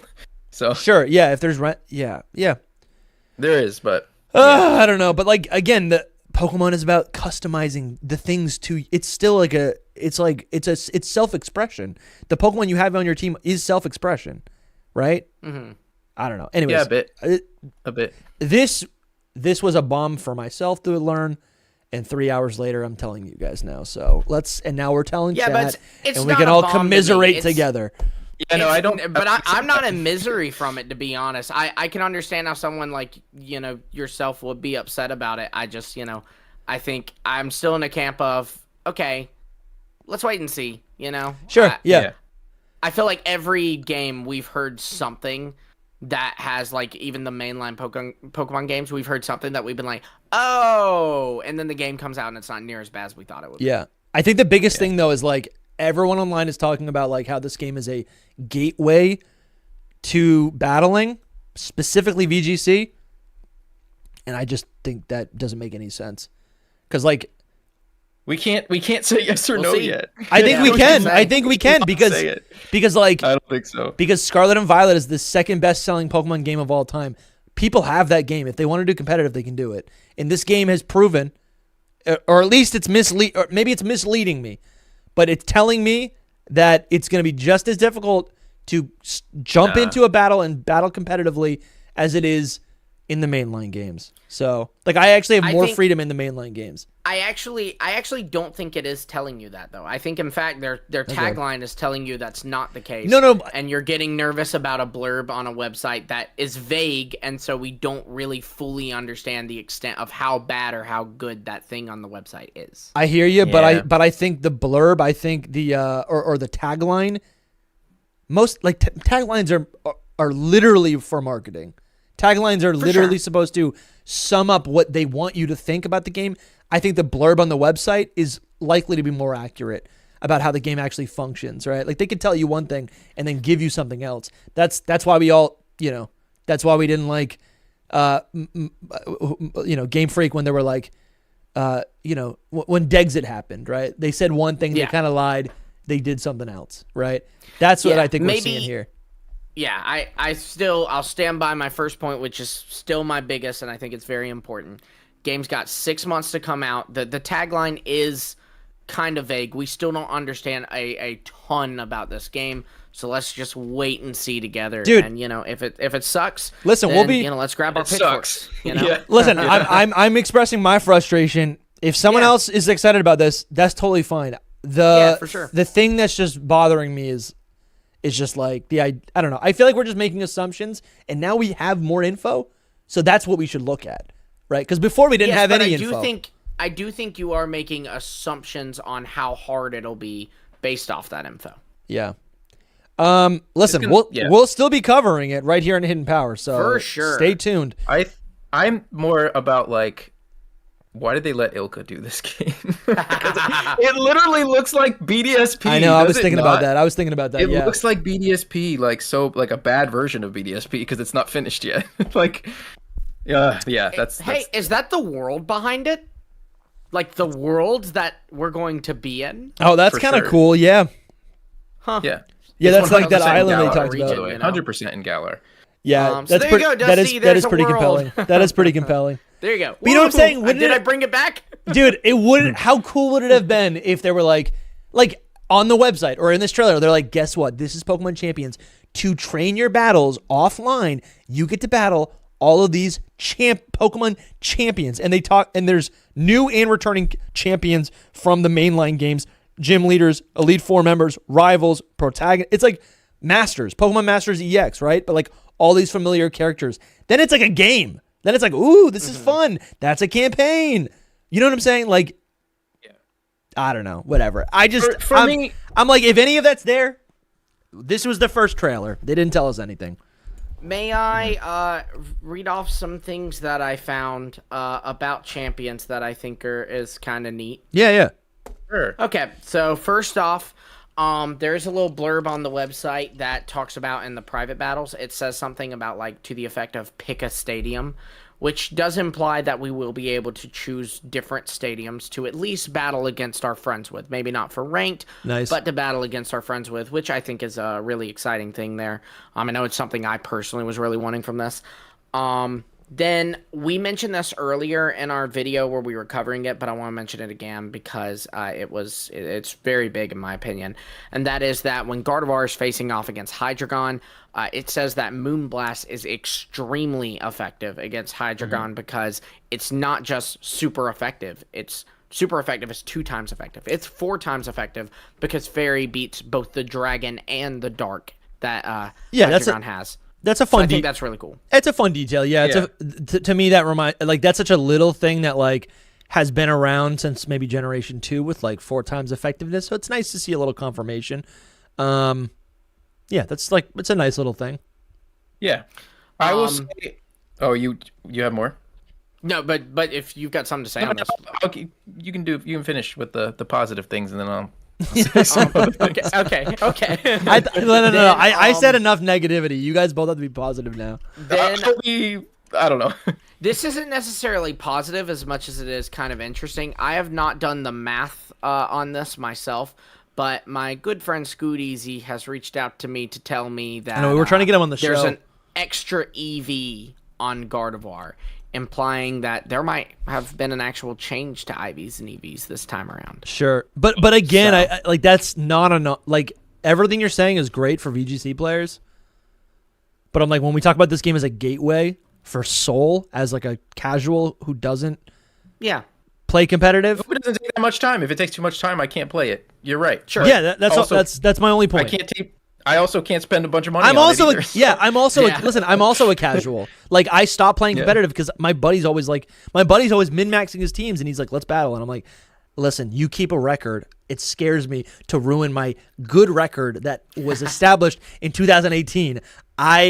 You know what I'm saying? Like I'm like, I gotta make sure I have a good team, and he's been kicking my butt, and I'm like, I'd like to do better, but it's like I don't have the time to prepare a team. You know what I'm saying? So like, Champions was supposed to be like, give me an opportunity to min-max so I can kick Matt's butt. And you too, Alex, if you're watching, level 99 Pidgey. At the same time, I really think it's just like you're getting points to play the game, which it just makes sense. It just listen, makes if they're sense, totally. If they're that's so true. If they're really easy to get, and if they're seamless to get, if I'm failing to even carry all my VP, then great, we're good. But for what it's worth, too, I mentioned to y'all a while back that I have a childhood friend who we played Pokemon a lot. He fell off Pokemon for a few years, as it seems everyone does, and he's recently kind of come back into the fold. And he actually told me before, he was like, I'm actually not interested in Pokemon Champions, probably won't get that. I was like, I think you're crazy, but whatever, man. And he actually messaged me today after the presents, and he said, all right, I may have been wrong about champions. He said, All right. it's Cool, giving that's Battle fun. Revolution, and I'm excited for it. It was giving Battle Revolution So, for sure. You know. Sure. You But had then, more? Yeah. last thing is that just something interesting is that so far you can see at least one starter Pokemon from Kanto, Johto, Sinnoh, Unova, Alola, Hisui, and ZA. So, you know, it seems they might right off the bat allow all starter Pokemon in. Maybe that doesn't mean a ton to you two, but for me, I've actually always said that I do believe that every starter Pokemon should be in every Pokemon game, just because every single starter Pokemon is someone's first Pokemon, and every single person's first Pokemon was a starter Pokemon, you know? So, I don't know. I'm a sentimentalist, so I like that. I don't really like Star Pokemon that much. Starter Pokemon suck. I know you don't. No, I'm just kidding. you know, I was just adding to that for the clip. Yeah. Like this guy, what's he talking about? Starter Pokemon? That's stupid sentimentality. I love it. No. I'm being bullied. Yeah. So it's like I only like Ultra Necrozma. Yeah, well, at least starter Pokemon are here on like Ultra Necrozma. So. I know. So they gotta. Anyways. They hate me. Let me just give a few ideas as well. I'll just say that I was disappointed with this because I bought into the hype that it would be coming out like later this year. I really thought that it was going to, and when they said 2026, I was like, dang. Yeah, so that means really end of year probably. Like maybe it's the summertime or something. The thing is it throws the whole like idea of it being used as VGC for next year into like chaos a little bit. So you know, maybe when does that January. Start? January. So the VGC circuit for 2026 starts September. Yeah. But I don't think anyone was expecting it until January. Right. This game, you mean? Yeah. Yeah. Or for expecting Pokemon to be on this game. Right. I wasn't even expecting it, but then I was like, I've read all these things about it kind of, you know, being done, and like people, you know, it's like, all right, it's still got a little bit of work to go. I hope that doesn't affect it too much. It was just a little disappointing because I was thinking this might be like the like winter Pokemon game kind of thing, like holiday thing. I was looking for a Christmas present. And then the trailer itself with like information was also a little lackluster in that sense, where it's just like, dang, I thought they were going to show a lot more, but they didn't. And I hope they do at Worlds, but I'm not sure because it's like, if it's not coming out till 2026, then who knows, you know? I think it'll depend. I think if the next World Championships will be played on Champions, I do not think there is a single shot they don't show something about it at Worlds. At Worlds, yeah. I mean, I think they showed at Worlds anyway, but maybe. I can see some benefit of Champions. I think Pokemon Champions could be good and could be really great when ZA comes out, and if new Megas are added to Champions, now there's a way to use those Megas in a standard turn-based battle system, right? I think that is a huge part of Champions' purpose. I don't think we're getting Megas in Gen 10. Like, there's like a 50% chance, I'd say, that we get Megas in Gen 10. So these Megas will never be used in a turn-based battle system other than in Champions. Yeah. And so I think that's really why that it's like coupled together, the games. And I also think I think Pokemon Champions also signals to me that we are going to continue to get these experimental games, whether they're Pokemon Legends titles or if Generation 10 is even weirder than ever, right? Even weirder. And also it gives even weirdier. It creates like a traditional battle format, right? A place to use new Pokemon like any sort of Legend ZA Megas, maybe all the weird time Pokemon, prehistoric Pokemon like in Legends Arceus, right? It creates a place for those Pokemon to live on outside of their original game, and allows Game Freak to not have to shoehorn those into whatever the next mainline title is. So I see value there. I do see value there. Yeah, I do think that that's part of it, 100%. Um, and that's all I have to say. I need to see more still. I need to see more still. That's really where we're at. Sure. Yeah. It's like they give us a little bit. They let us see what it looks like right now. We need to see more. But and I'm asking you because I think you and I fall on the same side of like when it comes to competitive, right? Or battling.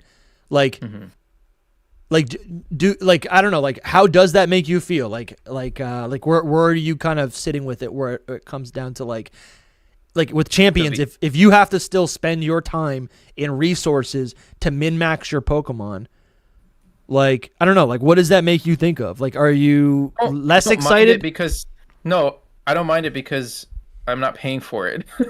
And I would want to play the game. Do you know what I mean? Like, that's playing the game. So it's part of playing the game. You play the game. That's the goal. You get the VP, and then you can change your Pokemon how you want to. Like, that's the gameplay loop. But you could there's already a gameplay loop in Scarlet and Violet, you know? Like, that would allow you to do the same thing. More difficult and complicated. To do all that stuff that you have to do in Scarlet and Violet. No, I guess okay, yeah. So I guess and you can't use Megas and possibly all the gimmicks together, and possibly eventually all the Pokemon together. You know what I mean? Like, I guess in Champions has potential still as well. So yeah, so like in Champions, I guess visually it is easier to keep track of like your stat, the stat changes that you're making, right? Yeah. And also, not only that, but, like, in the battle itself, you know, the thing I said about the extremely effective thing and the fact that, like, the health bars actually show a percentage to you just shows, I think, how your brain is going to naturally kind of pick up damage calcs a lot easier now, because instead of looking at a green bar and going, that looks like it's about 70%. You're going to actually know, okay, that was 73%. The move I just used did 27% to that Pokemon. And you know, I think at the very least, the battles themselves will be a lot easier to understand and to adapt to for players. I agree. Yeah, I don't know. I think that's just like not big enough to really make a big splash. Like, that's not why people are not playing competitive right now, right? Those are nice to haves. Those are nice to haves. You know? But I don't think anyone's like picking this up because they're like, I can see the percentage now. Like, I'm not doing damage calcs in my head. I'm doing like, okay, that now you can. Yeah, I know. You but I'm telling you, the reason why people aren't playing competitive, and then they might in the future, it's time. It's time. Because like you can't buy anything. Anyways, I'm just beating a dead horse. And they might fix that. That's all I've got. But I think they've already. I don't think they've already shown that they can't do that. That they're not doing that. Like, but what if it's like I know it's not this, but like hypothetically, what if it's like one ranked battle gives you 10,000 VP? Okay, it's not a challenge anymore. You know? Yeah. Yeah, I don't know. Well, let's wait and see. That's what I mean is we don't know the extent. You know, the way I see it, I don't know what else. We'd have to see. I'm not gonna play the game otherwise. You know what I mean? Like, I don't know. It's a reason to want me to play the game. You know what I mean? So I get the VP so that I can play the game. Do you know? It's like a purpose. It's a goal. Yeah. I guess I would just prefer the goal to be like, let me battle. No, like, show me the characters I'll be battling. Like, who's the computer I'm fighting? You know, is it just this one guy? That's another thing is you don't like that sounds exciting. Yeah, if there's like a whole battle tree thing, and you just have to do like a battle tree thing, and you get VP the whole time, that's like, oh, that's fun. That's what I want to do. But again, that's all. But that's already in the mainline game. Is my point, right? Like, yeah, but and I'm not doing it. Combined with the fact that you know the other stuff isn't, like the fact that you know natures all Pokemon at some point will be in there. The customization features, and you know the gimmicks, of course. I think the gimmicks is really the biggest seller to the overall consumer. The biggest, I think, selling piece that they're trying to make is, hey, look, Mega Evolution and Terra. Yeah, that combination of gimmicks is really exciting because that's untreaded territory. Well. I think just the things that motivate me when it comes to like wanting to play a game, it would be cosmetics would be cool. You know, when there's like new events where I'm like, ooh, I can get a new coin or a new version of a card like. I'm thinking about TCG Pocket. It's like when there's new cosmetic things, I'm like, ooh, I want to get the Lugia one, right? I want to get the Scizor one. That's fun to me. Right. That's a thing that I can kind of chase. And I also think the things that have encouraged me to played competitive in the past has been when there's kind of a story mode attached to it. I'm thinking about the Battle Frontier, right? There's all these different funny ways to play in battle. I'm thinking about the Pokemon World Tournament, where all these returning characters, right, that I have memories with, that I have beef, that I have relationships with, or like it's not parasocial, but it's like, you know, like I know Brock. Brock doesn't know me, but I know Brock. 100%. And when Brock's showing up, I'm ready to kick his butt. That's fun, right? I feel like we have history, you know? And so, like, those, or same thing with the battle tree, right? It's like Wally shows up at the end, right? Or whoever, right? Those are the things that would get me to be like, ooh, Champions is doing something fun and exciting. So. Yeah, that might not be what this game is. I know, and that's what I'm disappointed about. And I just feel like, I don't know. I want this to be something. That stuff, but that's fair. It's just like different. No, you would love that stuff. I really don't actually care about. If there was a guy who had all the characters. No, you would. What really do you mean? But the characters have Pokemon that you like, you know? Yeah. Right, but he doesn't really care about that. He cares that does he have the Pokemon he likes? Yeah, that's true. All right. Very true. Yeah, that's I've the never thing. cared about, like, facing It's Brock. exactly why I always Well, that's say just an example. My I know. exactly Kieran, why you I would want always say or Carmen. You'd want to fight Carmen. I know you would. You would. You'd be like, "This is sick. I can't wait to battle her." Like if it's about the story, yeah. Like if it's a plot that we're going through, I like that. But if it's just like a character in a battle tree thing, like it's cool to see the character, but I have no like I want to defeat this character. You know what I mean? Like what you were saying. But it's fair. It's just a different point of view. Yeah. Anyways, 100%. Anyways, I'm gonna bring this up in all the other videos, so we can move on. That's positive. Thanks for I'm listening to me, looking forward guys. to it.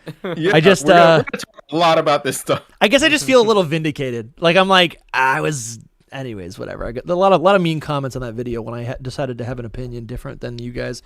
Right, but I will say I wouldn't take vindication from it yet because the game's not. Yeah, I would wait. But they've shown us gameplay. Just like they've shown us gameplay. I'm not sitting here. Just like I have always said. I've always said this has the potential to be the perfect Pokemon game. I have never said this is my perfect Pokemon I think 90%. Because it's not out yet, you know? Yeah. So, this is that's a great way to do it. My potential, my wishful potential, or my wishful outlook on the potential of this game was at like a 90%. I was like, honestly, this thing's got a lot of potential. And after seeing this trailer, it's dropped down to like 40%.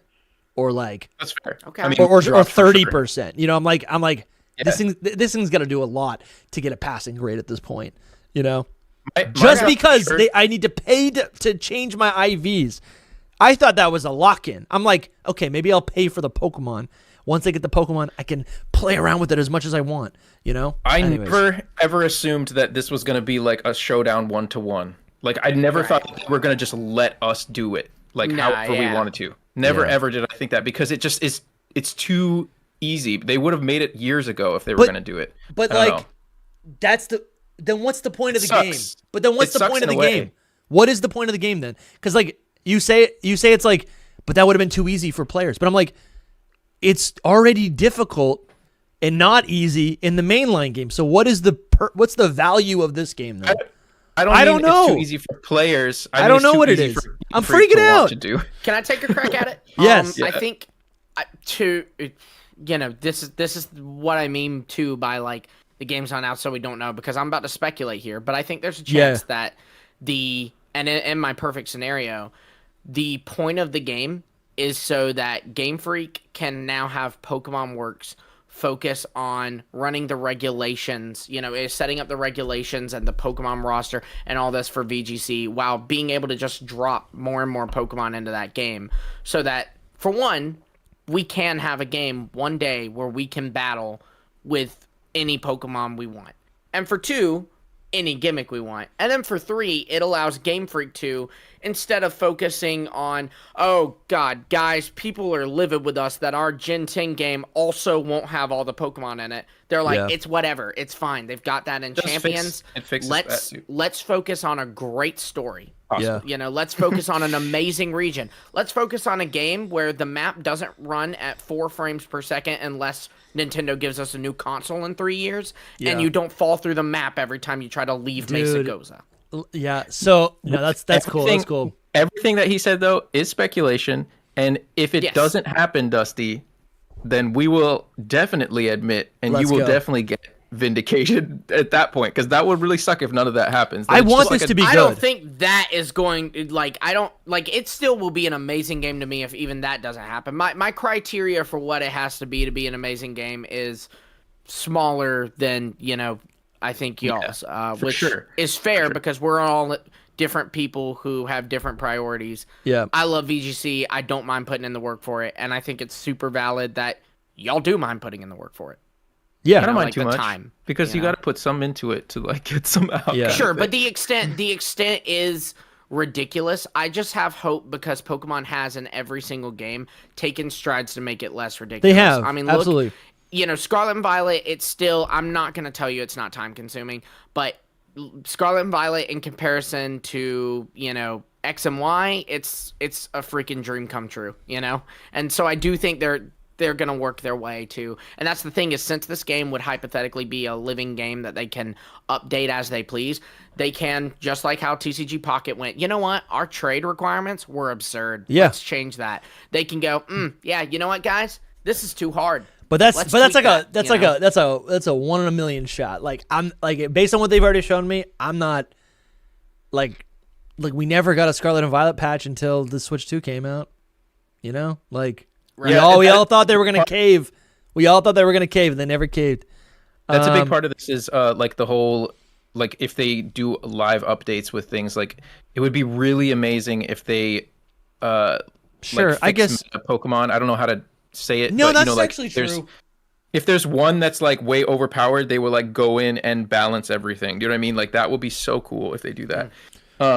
Yeah, I'm sure they will. Like, especially as they add in like the Gen 10 mons. We've seen Pokemon do this. They go back and change old Pokemon stats and sometimes even abilities. Yeah. So I'm sure they will, from like every once in a while, go, hey, you know what? There's like a big power creep now with the Gen 10 Pokemon. Let's go back and give these 5 an extra 15 in their defense or you know, whatever. Before this, we'd never had that. Like, Incineroar right now is just running amok around, you know, like Calyrex, all that stuff. Like, we have all this stuff, and then they could go in and be like, hey, we're going to, you know, weaken them so that it can be more balanced. I would love something like that. I would just say last thing, because we should move on to the other trailer. We can move on. The only thing that I'm afraid of with this game more than anything is just, and that's what was kind of shown to me today, is like, it just seems like they didn't put so much into it, and that maybe it's not really gonna last as long as I'm hoping. Like, I really want it to be like a game that lasts. And Yeah. I don't know, the way it looks right kind of now, looking like a game that's it's just cheaply like a made. like, yeah, they're just doing it and that's it. But maybe I'm wrong. Maybe it's like a home game where they're just like cheaply made and they're gonna keep it going. You know what I mean? And I hope it gets better and better. I'm okay with it launching bad and then getting better and better. Sure. Yeah. But I'm not really okay with it launching bad and then just being like, okay, it didn't really work out. Now we're done. Yeah. Honestly, if they're forcing it to be VGC of next year, that might be the case. Like, they might be like, we don't care if it's not perfect. Drop it now. We can fix that later. Yeah. You know, because we need it for VGC. I'm okay with that. As long as it's better. I guess I just want to shout out that, like, they're literally showcasing in Pokemon Champions in the trailer a bunch of Soul's favorite Pokemon. We got Hydrapple here. Yeah, right. We got Feraligatr. We got Sneasler. It's insane. They look all right too. Sneasler and Hydrapple look good. Anyway, let's go. Listen, there's so many comments. I want to read them all. Appreciate you guys. Let's touch these super chats, and then we can move on to the actual breakdown, which is the actual point of the stream. But honestly, at this rate, I'll probably upload the trailer breakdown as a separate VOD. But yeah, you can split these. Easy. Yeah, I probably will. And Simmons, $2. Thank you so much. They say, I want Mega Ditto. That would be cool. That's why. What would that even be? Cool. Just like Big Ditto? Well, we can you know what I mean? Use the beta one.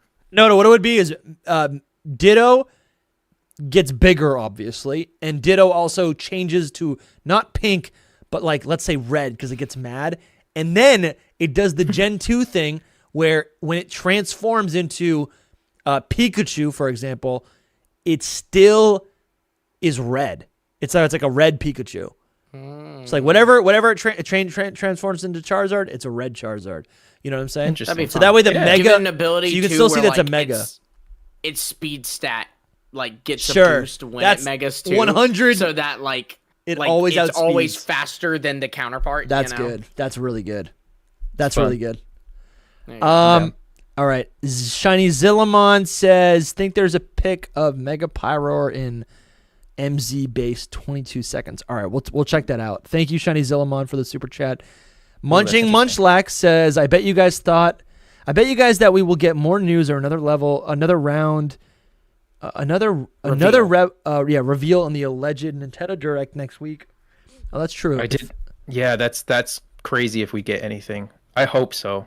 If not, definitely at Worlds for sure, almost guaranteed. Yeah, I think we're going to be seeing some more stuff. I do think we're going to be seeing more stuff. Thank you, Munching Munchlax, if you're still watching. Mirror B showing up again with the super chat. I think a bounty system would be cool for this game. What would that be? Bounty system would be. Is that like?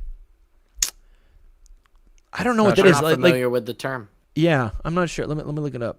Let's see what the old Google says. Bounty system. A bounty system is a reward system where a financial or other... Oh, that's the real world thing. In games. A bounty system in games is a mechanic that allows players to earn rewards by eliminating other players or completing specific tasks, often involving a criminal element or a need for law enforcement. I don't feel like that's not games either. I don't know what's happening. That's what it says. It's got a picture of hired gun. Okay. I don't know. And if I'm wrong, they can't get mad at me this time because it's AI that said it, not me. Well, they might get mad at you for listening to AI. Well, Pokemon's my favorite MMORPG, so I don't know what to tell you. Thank you guys for the super chats. You guys can keep them coming in. We'll probably read them as we go through everything. But listen, anyways, there's a bunch of you guys here. Crazy. Really appreciate everyone hanging out tonight. Yes, thank you for staying here. This is super fun. Super fun that we got all this activity. If you're new to the channel, to the podcast, subscribe. We got a ton of we're gonna be streaming the rest of the night, and we got 2 big roundtable discussions the next 2 days. And a bunch of other content coming out. Some of your favorite creators. Should we announce our guest tomorrow? Yeah, let's do that. We got Zach Toshi coming tomorrow. Formerly known as Lumio's trainer Zach. He's kind of an expert on Legends ZA. He is, and Lumios as a whole. Yes, exactly. And exactly. That's good. And we also have the what would you call him? The theory, the fact master, the fakemon extraordinaire. This guy is a creative juggernaut. He is a creative juggernaut. Hoops and hip hop. Hoops and hip hop's gonna be on the show tomorrow. He's done fan art. He's done theories. He's done music. He's gonna be on a round table tomorrow. Should we just suggest them both? No.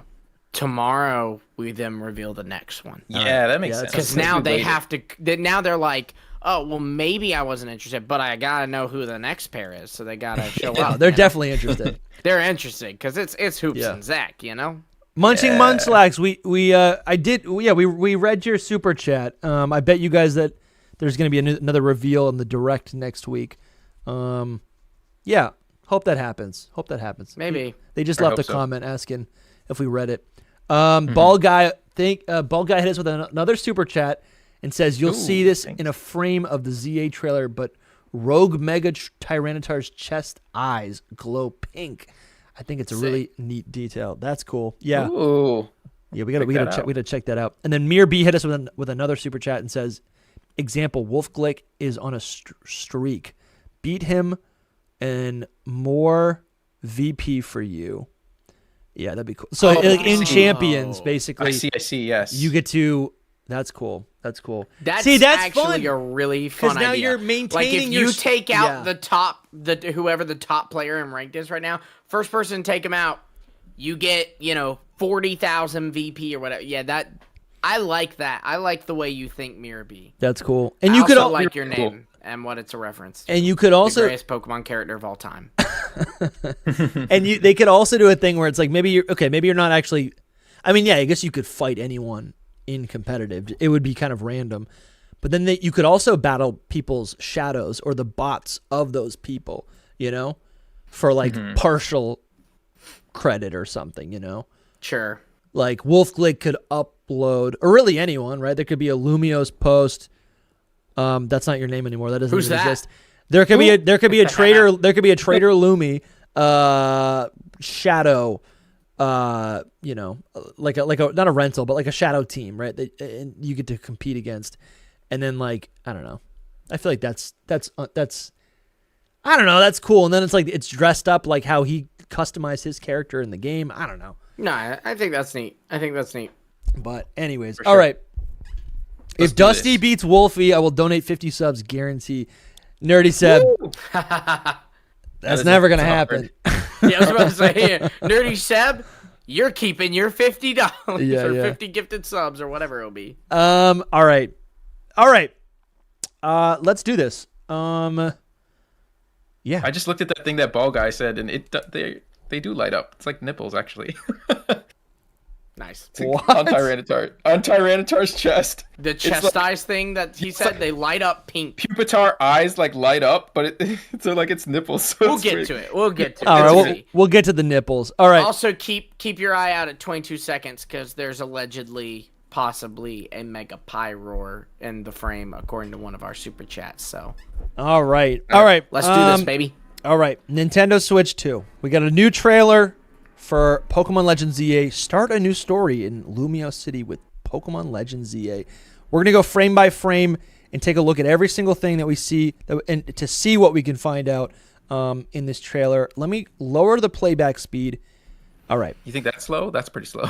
I love we slowed it. that they literally like shot for shot and like picked up where the last trailer left off. Do you know what Yeah, that, do you know what really that makes cool. me think though? Is that they made it all at once and then just cut it up and was like, all right, this is trailer 3. That's crazy. Which makes you wonder whatever happened to that Moot trailer. Oh, I don't know. So this first scene with Absol, right? It, like you guys said, it's a continuation of where the last trailer left off. But this, I'm curious. This Absol is doing something weird. This Absol is in this dizzied state. We've seen this before in other trailers with Bunnelby, where you're like, where alleged. I mean, I think it kind of suggests that like you've defeated the Bunnelby in battle, and maybe you're now able to capture it. This Absol has this pink energy soaring up above it, and pink we've associated with Mega Evolution. But this Absol is, and it's not Mega. I don't know if I said it was Mega. It's just an Absol. It's a regular Absol, but it's got the Mega energy around it, but it's dizzied. It's like tired, almost as if it's been like defeated already. Is that your read on this? It could be that, or it could be, so it mentions on the site about rogue Mega Pokemon that they seem to be in pain. So we could be like watching this Absol basically crash out. You know, like we could stumble upon an Absol that's like the energy's affecting it, it's in pain, and then it's gonna Mega Evolve and start fighting. It's now blinded, you know? Yeah, this is before we fight it. I'm pretty sure it could be after it, but I think it's before. Where it's I think it's before because about to there's a just go crazy. screenshot that looks like it might be after where we're receiving the Mega Stone, because that's something else. Is defeating a rogue Mega Pokemon gives you access to their Mega Stone. Just FYI. That's So from the it's site. okay. So this is right after the rogue fights. No, I We think think this is before. before. So, Yeah. but why is he? But the Absol's dizzy here. But we already saw this with a Bunnelby. Yeah, You know? it could be we defeated the things. Absol. It could be like a Giratina situation from Legends Arceus where you have to defeat the Absol, Yeah. and then you have to defeat Rogue Mega Absol, and it's a harder battle. Sure. Or I think it might just be illustrating that the Absol's in pain, because that's something that the site makes a point to like really throw at you. Is it Interesting. says these Rogue Mega Pokemon are going berserk and they're in pain. Oh, whoa, hold on. Pokemon Legends Z. This is on the official website. Yes, sir. How do I? Let's see where we can Go find to this. it. Go Menu. to story and click on. I think with Lumio City. Maybe Lumio City. Maybe. Yeah, it's at the bottom. I don't remember think. where exactly I saw it, but. I could be wrong, but I know it's at the bottom. No. Oh wait. You know what it is? Go to the homepage. Go to Let's the see. homepage. You just go to like- news. Click that, and then scroll down, and somewhere on here I found it. This website makes no sense. Legends, it's so dumb. This website is horrible. It's so bad. There you go. There you go. It's for some reason it's under Team MZ. Okay. It should get its own section, but Rogue Mega Evolution disturbs the peace, a strange phenomenon dubbed Rogue Mega Evolution, in which wild Pokemon mega evolve on their own. Okay, here we go. As begun to occur in Lumio City, ordinarily a trainer would have a Pokemon capable of mega evolving holding a Mega Stone, and the Pokemon would then be able to mega evolve if it has a strong bond with its trainer. However, some Pokemon in Lumios have been undergoing Rogue Mega Evolution and going on rampages, seemingly in pain. And I gotta be honest with you guys, and I'm sure we'll talk about this later with some of our guests later in the week. This sounds like Shadow Pokemon. This sounds like Recurium. Bro, this is Recurium. Infamous Trainer is in the chat right now. Just like it. It's literally Recurium. Quasartico Incorporated, the corporation driving Lumio City's redevelopment, will ask you and the rest of Team MZ with aiding their investigation into these strange occurrences. Work together with your friend from Team MZ to take on and calm a variety of rogue mega evolved Pokemon. You can also obtain Mega Stones by pacifying rogue mega evolved Pokemon. Okay, you can also obtain Mega Stones by pacifying them. Okay, interesting. Work together with your friends. So this is like some sort of, this is cool. This is a fusion. It's like a variant of alphas. But it's like if an alpha Pokemon, if a Mega Pokemon would be an alpha, it's a rogue Pokemon. It's kind of what I'm figuring out, right? But this is giving Mega or Shadow Pokemon, right? This is like a through line that we've seen throughout Pokemon forever. Okay, great. Let's get back to the trailer. So that makes sense. This is a rogue Mega Absol. I think what we'll see as well is when we engage in this battle, later on we'll see that it like forms like a bubble around us, and then we're in like this rogue battle thing. Look at it's going for it right now. See, he was like all tripping out, and then he's like, "Oh, I'm ready to go." Yeah, that's cool. And that's how that's actually verbatim. This is a bit of a tripping out. That's verbatim what he says. Is he says, "I hate you. Let's go." The Absol talks, and he says that. Let's go. All right. Here we go. So that's how they open up the whole trailer, right? And then we cut to some sleeping Slowpoke. Love to see it. Right by the water. We can see Totodile. You can see Furfrou with the trainer. What a life. The camera's moving in towards the Slowpoke right below the tail. Hilarious. Oh, and it's actually going right to a battle. It's Totodile, our Totodile versus a wild Furfrou. Getting ready to battle. It charges at the camera. Looking He's at the distance. He's a good boy. Yeah, there's some like roaming Furfrou. He's attacking you. Yeah, he's probably like, get this gator out of here. Totodile's using a water gun. That's no, fair. Bubble Beam. I've seen Bubble Beam. Yeah, Bubble Beam. Yeah. Looks pretty. Let's see. That's gate 11. All right, now we battle a wild Pokemon. We throw our Pokeball. Okay, we're capturing the animation that we see. Yeah, we're capturing the Pokemon. All right, and then it cuts to the female trainer jumping town to town. This is all stuff that we've seen before, or building to building.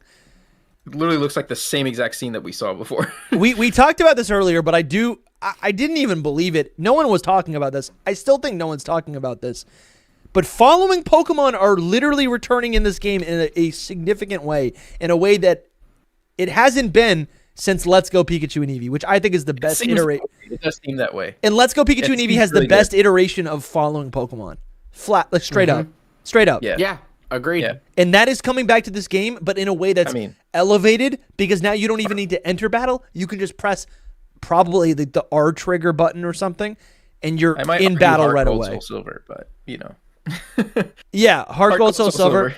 Although I think in Let's Go it's even more dynamic. Like I like the sprites, but like I'm thinking about like Pikachu. Your Pikachu will like run around you, you know, and then as you change direction, it moves with you exactly. So we're gonna be seeing that in Legend Z. I just want to point that out for listeners. Like that's what we've wanted, and it sucked in Sword and Shield. It sucked in Scarlet and Violet. It's gonna be good in Legend ZA. All right, let's move on. So our trainer here is running out of gate 6 with their Tepig following them. So cute. All right, here we go. The camera right now is tilted, right? The camera's tilted. Oh, it is. And we're seeing, which is just like a This really is so scary. which I love. which is like a really basic like film technique, just to suggest to you mentally that like, okay, something's off here, something's a little scary, something's not right. And we see a Houndour and a Houndoom resting, but it's an alpha Houndoom, and it raises its head up. It's like on high alert. That is someone terrifying. is nearby as the trainer's running by. Oh my god! So there are alpha Pokemon as well in this game. Yes, there are alpha Pokemon confirmed. Mm-hmm. Yeah. I really wonder have they showed us fighting alpha Pokemon? No, I don't this think was so. the first time we've seen it in general. Okay. Yeah, I don't even believe in this. They ever show you fighting alpha Pokemon. Could be wrong on that though. Yeah, I don't remember seeing it at all. So this is something else that they could have showcased, you know? Mm-hmm. Sure. But it's cool that it's like a returning feature into the Legends series, right? Like a lot of people are like, what makes this a Legends game? Why is it so different? And I'm like, okay, well, alpha Pokemon are here. That's pretty good. This is another thing though that like it just keeps going back to what we've been saying, that for some reason they didn't explain these things. Like nowhere on the website, nowhere in the explainer trailer do they acknowledge the fact that alpha Pokemon are back. You only know alpha Pokemon are back because you know what those red eyes are because you played Legends Arceus. If I'm a new Pokemon I think fan, it is on the website. I think it was. I did not see it anywhere, but granted, it is the worst designed website of all time. So, you know, maybe I missed it, but I don't think it's anywhere on the website. But, you know, you wouldn't know what this is. You'd be like, why is this Houndoom have red eyes? And they will never explain that to you. And that's kind of lame. Yeah. You don't know, you don't know. If you know, you know. If you know, you know. Alpha Pokemon are back. And that's really just I think we see it one more time later in the trailer, but let's keep trucking. The Houndoom literally gets up. Gassy Watchhog says, Houndoom is like, I smell bacon. Real. All right, now the camera cuts to this inside location. There's a bunch of pictures on the wall. There's a bunch of new characters. We got... I believe this is where this person said there might be Mega Pyro on one of these frames. Oh, cool. That's fun. 22 seconds. Where would that The be? next second. Okay. Oh, maybe maybe in the pictures. That's a good look. So we got these 3 characters. We're going to see who they are afterwards, but this is like, you know, this is the group. This is the group of, I think it's called, they introduced it as MZ, Team MZ. Do we know what MZ stands for? Because I still... No, and my guess is Mega Evolution and then Z because Z is everywhere in this game. Yeah. Mega Zygarde. Yeah, literally. I saw someone leave a comment that was like Mega Zygarde, and I was like, that's fun. I mean... That's fun. So we are inside right now. This is in the hotel, 100%. Yeah, but there's Pyroar. Okay, there's in the back right here. Pyroar is on the wall, but it's not a Mega. It could really be it because it doesn't look the same, and it looks like it's just a little more. No, that's the same. Nah, it looks the same to me. We were told that's like 2 of those mains on top of each other, right? So I don't know. I'm gonna look, but yeah, I think this is in the hotel. I love their little graffiti. Like, you know what's funny? This little symbol that looks like a little crown. It was there the whole time. No one mentioned it. No one thought it was for alligator. Actually, I thought it was for alligator. Yeah, but I see the M and the Z now. Yeah, you see it's like obvious now in hindsight. So we're in the hotel, but like, I guess what I'm thinking about is like, you know, I feel like we've been all saying like there's not going to be a lot of inside locations, and there might not be, but this is like a real inside location, you know, and we see a lot more in this trailer. I don't know if you guys have any thoughts on that. No, yeah, I mean we saw in the ZA Royale trailer, we saw that there was also like a place where the trainer was commanding a Meowstic and there were like boxes around them. Yeah. So I think there's going to be more inside places than I think people are expecting. That said, you know, I don't think we'll go into every building, but honestly, there's a lot of buildings. I don't think any game would let you go into every building. You know? Sure. Again, we have these 2 new trailers. I love this little like, it's just like a homegrown, like it looks like they've made a quilt out of like other materials. They've made this sign, this like, you know, they brought together. Yeah, they applied their sigil on this like little handmade quilt. It's got a bunch of different patterns on it. Those could have to do maybe with like things in the city, like, you know, Jake was saying the different like factions in the city or whatever that he was speculating. Yeah. Could there's a chestpin. Yeah, there's a little chestpin right here. I see a Froakie. I see Fennekin. Wow, that's confirmed. To this point, we have no idea if the Kalos starters are going to be in Pokemon Legends ZA, and we know now, we have confirmation, Where's the Twitter intern? They've actually already. We have been seen on a confirmation. poster. Oh, have they? Okay. NZA. Yeah, Okay, in the second trailer, they were on a poster. I was but half that's the thing is, we making still a haven't joke. seen them in games though. Yeah. Which is why I personally think they're saving that to be a special reveal. Yeah. What's down here? There's like That's Pichu. September 100%. Yeah. What is that down there? I can't see it, to be honest. I'm looking on my phone just to like get a closer look, but yeah, we have these two other characters. We'll get a closer look to them later. I honestly just forget their names at the moment. Do you know them? It's Naveen and Lita. Okay, Naveen and Lita, and then we got I thought Tom. Naveen was a girl this whole time. I don't know how, but I did. What is it? I thought Naveen was a girl the whole time. It's very like Naveen's like not the a girl. Naveen's a boy name. I'm pretty sure. I thought it was Naveen's a girl. a boy. Yeah, Oh, I because didn't know that. the name of the prince on Princess and the Frog, his name's Naveen, and I mean maybe it's a gender neutral name, but I thought it was gender neutral, to be honest. I thought it was I thought it was a his girl. face is so, like, pretty, so I was like, oh, it's a girl, but yeah, it's a boy. It's you know, a great I design. can tell you because I think the long hair threw me off.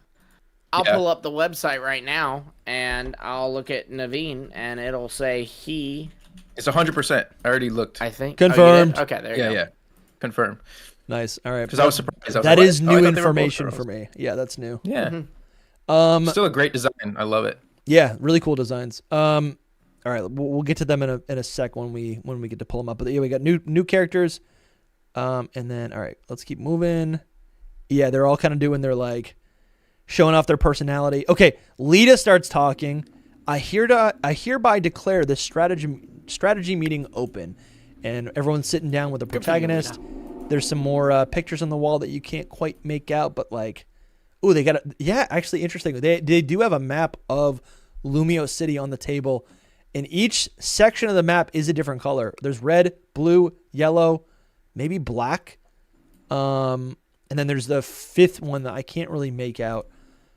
But I wonder if that's gonna come back into this at all. Also, you can see on that quilt, that kind of like fan-made quilt, or the ragtag quilt that they made. That's the holding their sigil. It also has a sigilif on it. Mm-hmm. No significance Nice. there. Just saying that's a little detail. AZ Little has details. one for what that's worth. Does he? He uses a Golurk, Sigilif, Cool. and Torkoal. Very cool. Oh, wow. That's crazy that you know these things. Actually, as you can see, from these two frames, so at 22 seconds, hold on, 21 and 22 seconds, we've got what's his name? Tawny is the boy. Urbane is the boy. So Tawny's the we girl. see Urbane and the female protagonist, and then the camera cuts to another scene of the same location, and this isn't Different breaking news. universe. Different. Yeah, it cuts to a We different just universe. multiverse hop, man. Where you got Tawny, the female rival, and then you get the male protagonist. Just a little. I just didn't notice that originally. Let's see what else. Another shot of this. Go-Goat. Where do you see Go-Goat? Confirmed on the frame in the back. Oh, nice. Love to see that. Look at they're fading away into a different universe right Yeah. now. So then the shot fades away into just like a different point in time where we're all eating food. This is And AZ's Floette. Yeah, you're right. AZ's Floette is there. And we did a very similar thing in Legends Arceus. Every time we would complete a section of the game, we'd have like, what was it? You would just eat a true. bunch of rice or Mochi. Yeah, you would eat mochis with Potato Professor mochi. Lavington. I remember. Do you think it could be something similar like that in Legends ZA, where like you complete some sort of progress, maybe you collect a certain amount of Pokemon, and then you go back to do your strategy meeting, and like then you kind of get a lowdown of like, and it kind of a segue into the next part of the plot of the game or something? This could all be a part of the plot, like this specific situation. It doesn't happen again, but or it could be multiple times. Who knows? It's like at the beginning. Like in between arcs, so to speak. Okay, Excited about it. Yeah. It is I like so that weird. AZ's Floette is kind of leading the meeting there. You know, I Yeah. The Like, idea it was giving- of, like the flower being like, everyone, it's time. You know. No, that is nice. That is nice. That's funny. Yeah. Okay, so we see Naveen right here, as well as Lita with a dive ball. Lita. Ooh, love to see that Lita. Let's do a little I love breakdown that of they these started characters. Doing that in Sun and Moon, they started that where they give characters a different Pokeball to kind of more match like an aesthetic, and I love that. Dude, I that love was they're still doing it here. So needed. It was so needed. All right, Lita right here is a dance school student who came to Lumiose seeking to become a professional dancer. She joined Team MZ in exchange for lodging and has become a trusted member of the crew. She's a foodie who loves croissants, and her partner Pokemon is Staryu. Good vibes all around, honestly. Pretty jolly. I like that. Yeah. I Sounds think like she's someone supposed to I have know. some, relation to Tierno from X and Y, because Tierno also was really big into dancing, and I'm not sure that they've even done another Pokemon character into dancing. So here He's you the are back dancing in guy. Kalos. Yeah. You know. I think He's a also dancing there's guy some, from Kalos. there's also some pretty clear design elements that you could just draw a comparison to. They both have like Their a little. hair. They both have a little top knot on their hair. They also have blue and orange coloration. Those are kind of signature colors for them, and they get inverted on like one of those colors is the primary color for each design, but then they kind of get inverted for the other person. If you wanted to take it even further too, they both are their starter Pokemon is both a 2-stage water type. Yeah, so. that's awesome. What was Tierno's? It was Corphish. Oh, I thought he had Wartortle. In the anime, he did. Okay, that's fun. I blot him from my memory. No, he's cool. Gone. He's a cool guy. He's cool, man. He's a cool guy. Tierno. And that is a great shirt. It I is. will say Yeah, that they yeah. made Tierno cool with her, so that's good. I like her way more. Let's see, and then we also got. Oh, and then hold on, I'm just getting mixed up with all these tabs. We also got Naveen. Damn, I really thought it was just like they just introduced two ladies. Nope. Yeah, I thought so too. So we got Naveen here is an aspiring fashion designer who's earning a reputation in Lumio City as a designer shrouded in mystery. He joined Team MZ in exchange for studio space. His partner Pokemon is Scraggy, but he's not fond of battling. I gotta say, I love that these guys or these people are just like they're artists. They're struggling artists. This is really cool. Just to think that they're like all they want is studio space. They'll do it they're like I'll do the dishes, I'll clean up the house, I'll do yard work. Give me some studio space so I can work on my craft. I love that so much. If we're gonna analyze these designs a little bit, I mean obviously right off the bat, people have noticed this. Both of them are wearing mega rings, and they both have their keystones. And I think I don't think it's an accident, but Naveen has Scraggy, Lita has Staryu. If I'm playing coy, I would say maybe these would be, these might be they're Pokemon that will evolve and then get mega evolutions. But if I was being a little Naveen bit, even has a Scrafty on his hoodie. yeah, Yeah, on the back of his hoodie he does. Yeah. I would also take it a step further, and this is a little bit of leak territory, but I think you can a little tiny bit glean what a mega Scrafty could look like from Naveen's jacket and overall look. And you know what? You know what I'm gonna put a spoiler warning at the beginning of this this VOD. So truthfully, Yeah. those Pokemon are gonna get mega evolutions. But you Straight know up. what? It works too because Lita's kind of got some long legs, and Starmie is supposed to get long legs. Yeah, that's and true. Dance, And then and Scrafty's Naveen's- supposed to get a white jacket. Naveen's got a white jacket. Yeah, Naveen's what like makes me excited about this is hunched that over. they He's could, cool. Yeah, they could implement a lot of orange and white in Scrafty's design. I get them. I always Which think makes sense Scraggy, because Scraggy. orange is, that's already there. All right, now I'm imagining mega. Now I'm imagining Mega Starmie with like yellow legs like Staryu.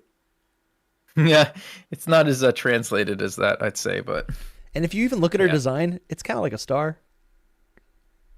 Is That'd be it cool if X they or made Y it. shaped? why? Okay. Anyway, No, I don't know. why? Yeah, anyways, these guys are pretty cool. Also, I think Naveen, I think people have picked up that there's a little bit of a pin on his tie that is, it looks like the crest or like the shape of the Honedge line, which is kind of cool. Those like little circles right there. Did you see this Lumi? Yeah. I think I saw Toby post something suggesting he might be similar or related to what's his name, Kierno or Cerno? What's his name? Serrano from the Blueberry Academy. Sure. I was thinking because that person also has like designs of the Honedge line all over their outfit. You're right. He has the Honedge scarf. Yeah. Yep. My first thought was Grant, just because Kalos, that's the second gym leader, and then also Grant has like little gemstones in his hair. Oh, sure. Whereas Naveen doesn't have that, but like those little orange parts kind of invoke a similar vibe. I think. Yes, I agree. But I will also throw my own theory into there, which is they bring up that Lida is a dancer, and she's related basically to Tierno because of that in some sense. I'm not saying like actually literally related to Tierno. We don't know. But yeah, she might just be like a person who looks up to him. It's in the future that he might be a famous dancer now. Yeah, could be like Tierno's greatest fan. So for Naveen, it says that he is into fashion design. He's into fashion design. And then when you go and you look at... Serrano's got a fedora. No. And so you do the math. Is it Shauna? Shauna. Shauna. You go look at Shauna from X and Y, and she is a fashion diva. Fashionista. Yeah. Mm-hmm. So... And I mean, she's got some of that, some dark skin, so it's like, I could see it maybe being related. No, I don't see. Yeah. I don't see anything. I don't see anything in the design that is like intentionally there.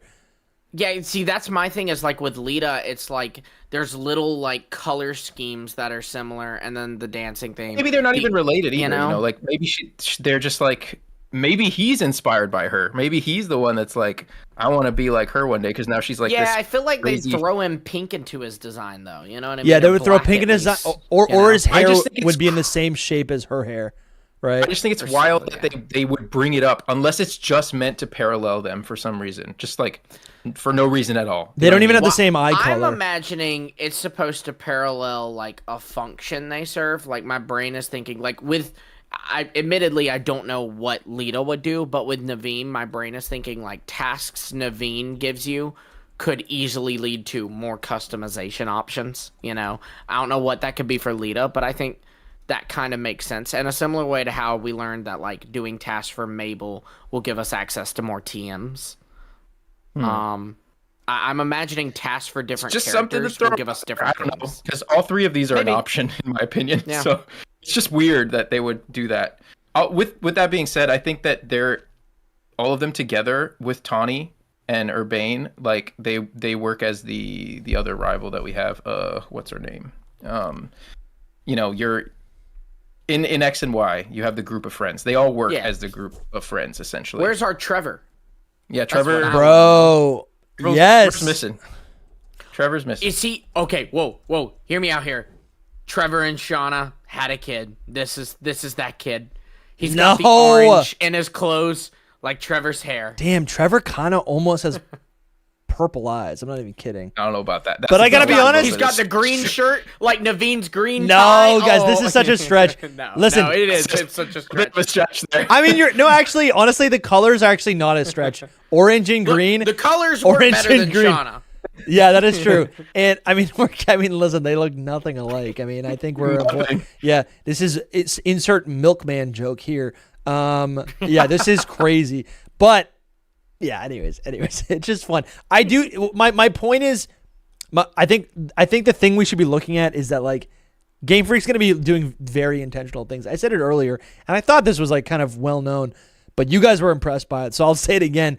I feel like the ancestor Pokemon of Legends Arceus function like regional forms for human characters in the Pokemon world, right? So like, if we're going to get a callback to these, if these human characters are ever going to be related or a callback to another character, it's going to be kind of obvious, right? Or at least have some very similar, like I think with Lida, it's very obvious that she's related or at least inspired, or there's some sort of connection with Trevor. There's multiple points of connection there, right? It's not just skin color or it's not just but yeah. they have the same backpack, right? It's like, anyways, that goes. Do they have the same backpack too? Oh man. No, I'm just saying, like in general, like that's what we should be looking for. That's all. No, I was focusing on their passions. I just realized her hair doesn't. Yeah, no, look like. no, totally. Too, No, I think I think you're. Yeah, I think that's not wrong. I do think, if I may though, there's some characters because I don't even think he Legends matches Arceus, that well. There's some characters in Legends Arceus that I think fans kind of debate on. Like I'm forgetting his name, but Basilegian's warden. He was the one who was he was a Diamond Clan warden, but he was like secretly married to the Pearl Clan warden or whatever. And Scandalous. Some people were saying he might have been Marlin from Pokemon Black 2 and White 2. Yeah. There were other claims, but like it wasn't certain. And then also Polina, that was his wife. Hers, some people think Diantha. I think Diantha, but I've also heard other people suggest other things. So, there's some that are unclear. Iskin is his name. Yeah. Yeah, Iskin. Yep. Yeah. Cool. We don't know, but we'll see. Yeah, there's definitely. So maybe they're gonna bring some little, fun little. Like this. And the other thing is that this character Naveen doesn't need to actually be related to anyone. Right. That's also true. He could just be. That's what I was saying. He could be Shauna super fan. Like honestly. And we could even get a character related to Naveen in Gen 10. Like remember how Adaman was like his own independent character, and then we got his descendant in the next game. Yeah, exactly. And so Naveen could just be one of one, that's cool too. Sure. But we're looking for all the connections we can find. Let's see though. Let's go back to the trailer. All right, so we see that. So we see the Team MZ hanging out. There's a little rose bush in the back, and then you got AZ lurking with its MZ. He's kind of creepy. Very creepy. Why? Seriously, what does he do? He's on the far side of the room. I guess he's behind the desk, but he's by the tree. It's just creepy. It really is just creepy. Yeah. He's just like Floette's there. Okay, this character exists. We still don't know why he's there. All right, and then we get the reveal of a new character. We've got Mabel. We got Mabel, who is that's concerning. She still has a Flare logo on her chair. That's concerning. Yeah. Well, yeah, that's concerning. I don't think she can do that. More than that, she has her literal old glasses on the table, and then she has something else that's Team Flare in there as well. If you keep going, it's like, how did they let this happen? It prompted a theory in my mind, is that maybe Team Flare kind of took over Lumio City after the events of X and Y, like the remnant of them. Like, we don't know. Like, maybe their Quasartico is like a reformed Team Flare. That's like my theory. And I think she could have been installed by them there. You never know. So explain to me and the audience, but mostly me. Explain to me who Mabel is, because I think a lot of people don't actually know who she is. Mabel was a Team Flare scientist, basically like your equivalent of an admin in X and Y. You battled her a couple times throughout the story, as well as 3 other admins. But yeah, she seems to now be, seemingly a good guy. It seems. I mean, I guess they didn't outright state that, but like, you're doing tasks for her, so either you're a bad guy or she. But you know what? You're also apparently doing tasks for the Rust Syndicate guy. So maybe you're not a good person in this. Maybe you're just not good. on the website. Yeah, what's up? She's also soon to be my wife, because I think I'm in love. So. Oh my god. Yeah, I think I am. I think I am as well. This is the best design ever. Yeah, it's good. I'm proud of it. I said that to my wife too. She said she didn't understand that at all. So you are married, so that is a problem. Probably. So, all right. So Mabel, this is from the Pokemon website. It says Mabel is an acting director of the Pokemon Research Lab. Since the urban redevelopment plan began, the number of Pokemon in Lumio City has surged. Mabel is researching the habits of these Pokemon and is looking into the reason for their growing numbers. Any thoughts so far? I'm gonna keep going. Someone in the chat said. Someone in the chat said, "God, that is a lot of info that means nothing." Exactly. Yes. Exactly my point. This girl is a former Team Flare scientist. Why is that not mentioned on here? But anywho, You do see on the back of her chair, you can even see the image there if you scroll down, Dusty. The back of her chair does still have a just blue version of the Team Flare logo, which, by the way, I think is Listen, what? sus. You know what? What's a blue flame? It's the hottest type of flame. It's even. I was gonna say, blue flare is Reshiram's signature move, and Black and White remakes confirmed. Yeah, I'm playing. Listen, I'm playing Black 2 White 2 right now. My team's good. I got a Dugong. Jeez. Ooh, yes. I didn't even know it was in the game, but it's like so cool to use it in Gen 5. I didn't even know it existed. So this is cool. Mabel's got a Rotom iPad. That's kind of cool, right? It's also New white, Rotom and normally form. Rotom phones are the color of Rotom. So does she have a white Rotom? She's got a white. Well, no, but you can customize the Rotom.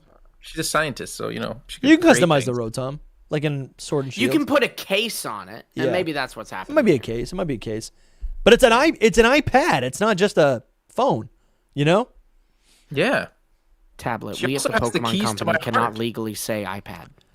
I'm kind of like struck by her shirt. Why is it like the circle, the ring colors are so weird to me. I think it's like the whole hair thing. Yeah, But hoops. Someone said, Hoopa. North said full circle. Coming full Okay, circle. sure, yeah, Which is yeah. fun. Maybe, yeah. All right, we'll keep going on the trailer. Oh, and it cuts to Jet. She side eyes us real quick here. Yeah. Well, before we get too far, I do want to finish Mabel's. I thought we were going to get more shots of Mabel. So, researching the sudden influx of Pokemon, Mabel has a lot of research to keep up with, so she seeks your help in her investigation. As part of this research, you'll register a variety of Pokemon to your Pokedex by catching or evolving them. At times, you'll obtain Mega Stones, allowing you to register Mega Evolved Pokemon to your Mega Evolution Pokedex. That's interesting. There's a Mega Evolution Pokedex. Complete Mabel's research request to earn TMs and other rewards. Okay, we're going to see more of that. TMs teach your Pokemon moves they might not be able to learn by leveling up. Okay, yada, yada, yada. Okay, more effective battles. Yeah, she's a professor. She's like the professor. Yes, it seems that way. She's in the professor's lab, so, Pretty cool. it seems that way. Pretty cool. Yeah. Pretty I'm cool. in love. All right, so the trailer cuts to Jet and Vinny. A little side eye right here. If you watch her eyes, it's like, whoa. Yeah.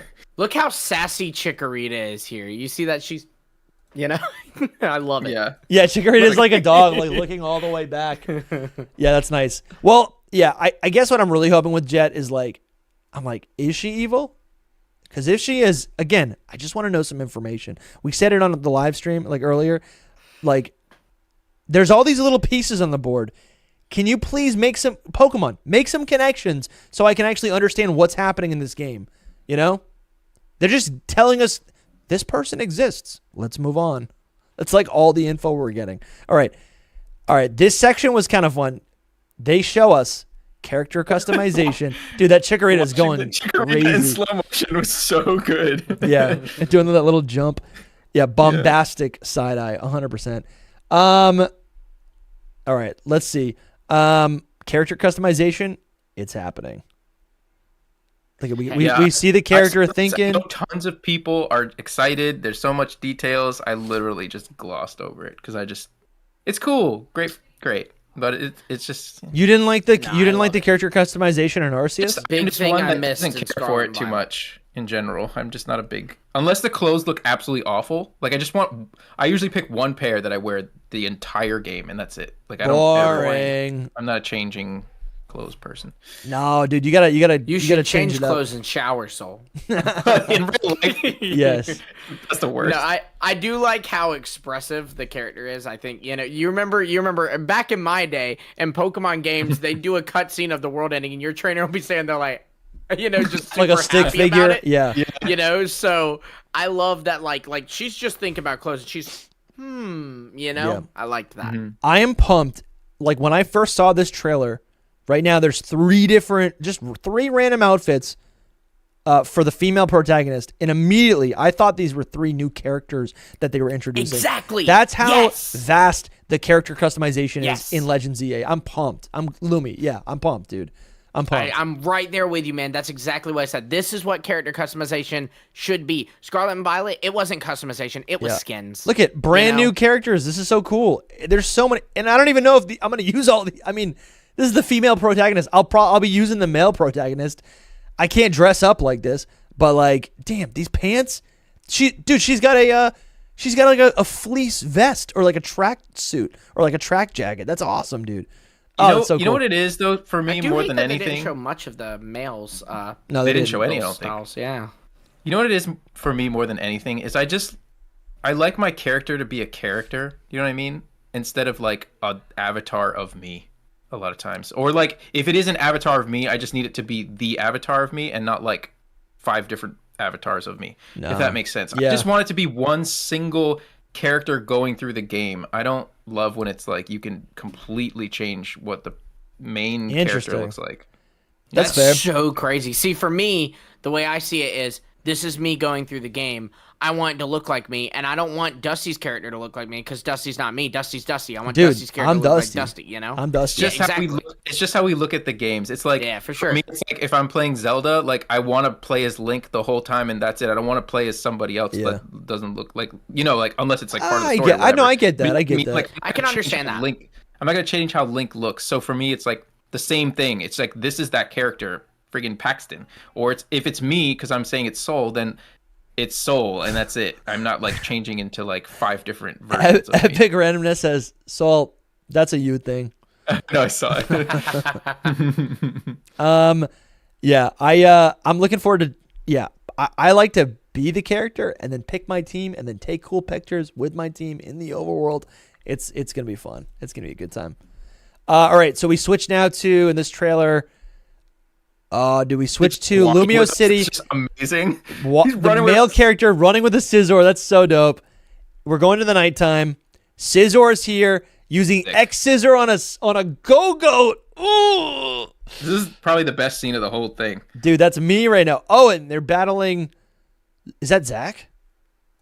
It is. It's Zach. Oh my God, that's him. That's Zach. That's Z. You know that. Mark my words, that man will get rid of all transportation. Yeah. I know. He's got the Go-Goat, dude. He's got the Go-Goat. He's trying to get rid of transportation so his Go-Goat can take over as the new version of transportation so he can make all the money. That's kind of awesome, to be honest. All right, let's keep going. Awesome scene. All right, now we're seeing guys, this is cool. This is why we're doing this. So the player character is hiding behind 2 trash barrels. Cool. Yeah, she's hiding. So she's in sneak mode, which is something that we saw earlier, and she has her Dratini using Twister on an unsuspecting pincer. That's pretty cool, man. He knows now. He's like, he said, "Trainer, what's going on?" Yeah, it is Twister.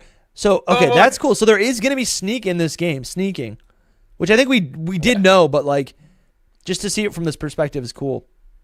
Imagine getting hit by just like that vortex, like unknowingly. Oh, dude, you'd be done, dude. I'd be like, I'd be sneezing.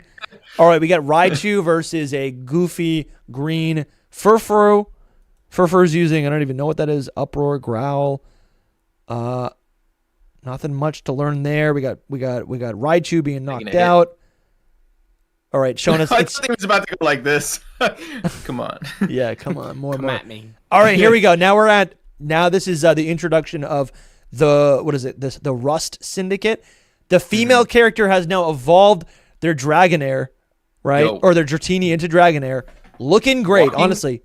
Walking with the Dragonair here was so great. Like the following, I mean, like it's like beside you, like your companion, like following, Horizons or something. Yeah, It's even better than following because it's just there with you.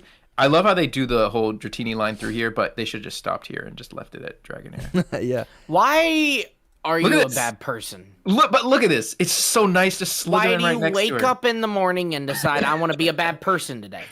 So we're seeing the female character, or the main. I'll just say the main character. We're seeing the main character walking into the Rust Syndicate headquarters with their Dragonair, and you have all these like grunts. I don't know what else to call them. Syndicate members. Yeah, they have the sigil on their shirt. They're wearing. I want to bring up something that North also said in the chat. The symbol on their shirt reminds many people of a Z move.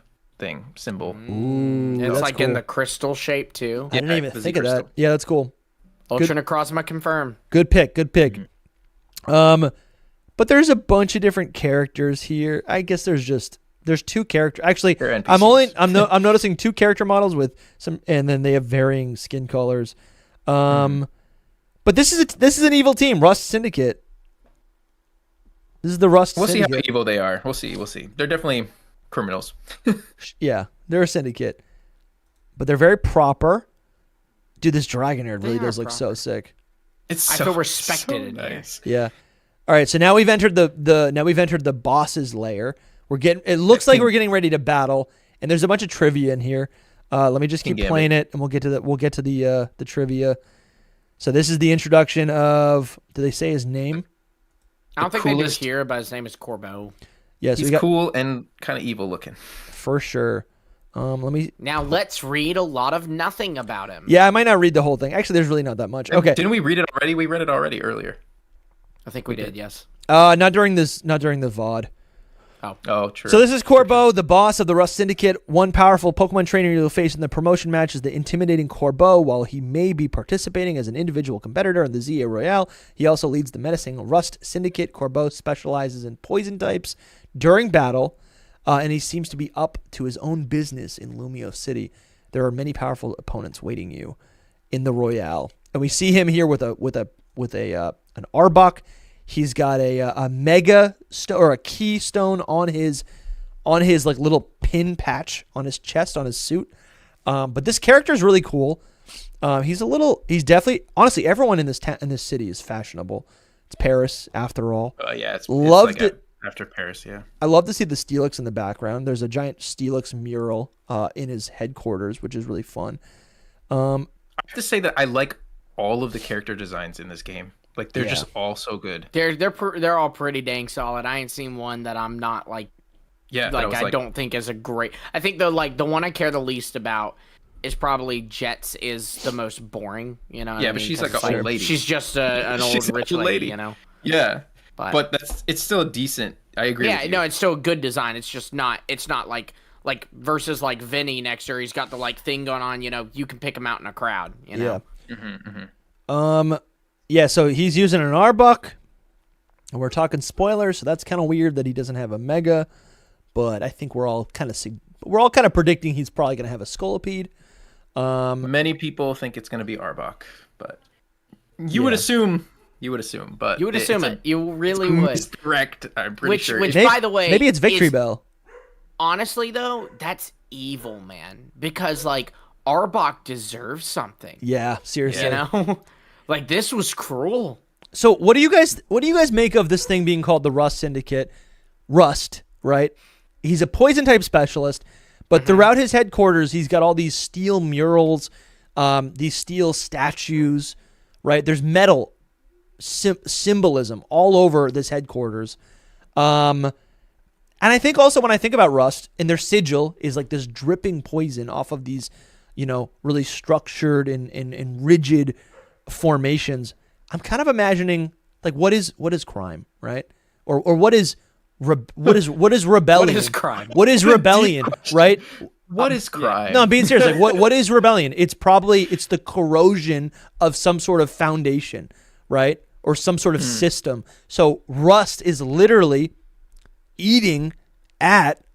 I'm expecting this Rust Syndicate to eat at the foundation, the steel buildings and foundation of Lumio City, right? But it might be You're gonna make me cry. This is so. It's not this the is hero- like really deep. This not was the really. hero- Good. I'm being serious. No, but I think that's I'm being serious too. This I is think really that's good. what we're gonna. I think that we're gonna see something like that in this game. I just wish they showed us something in this trailer. You were It's not the probably hero really we good want. at annotating, weren't you? Annotating was that like You didn't have to do that in high school. Like I just forget what it is.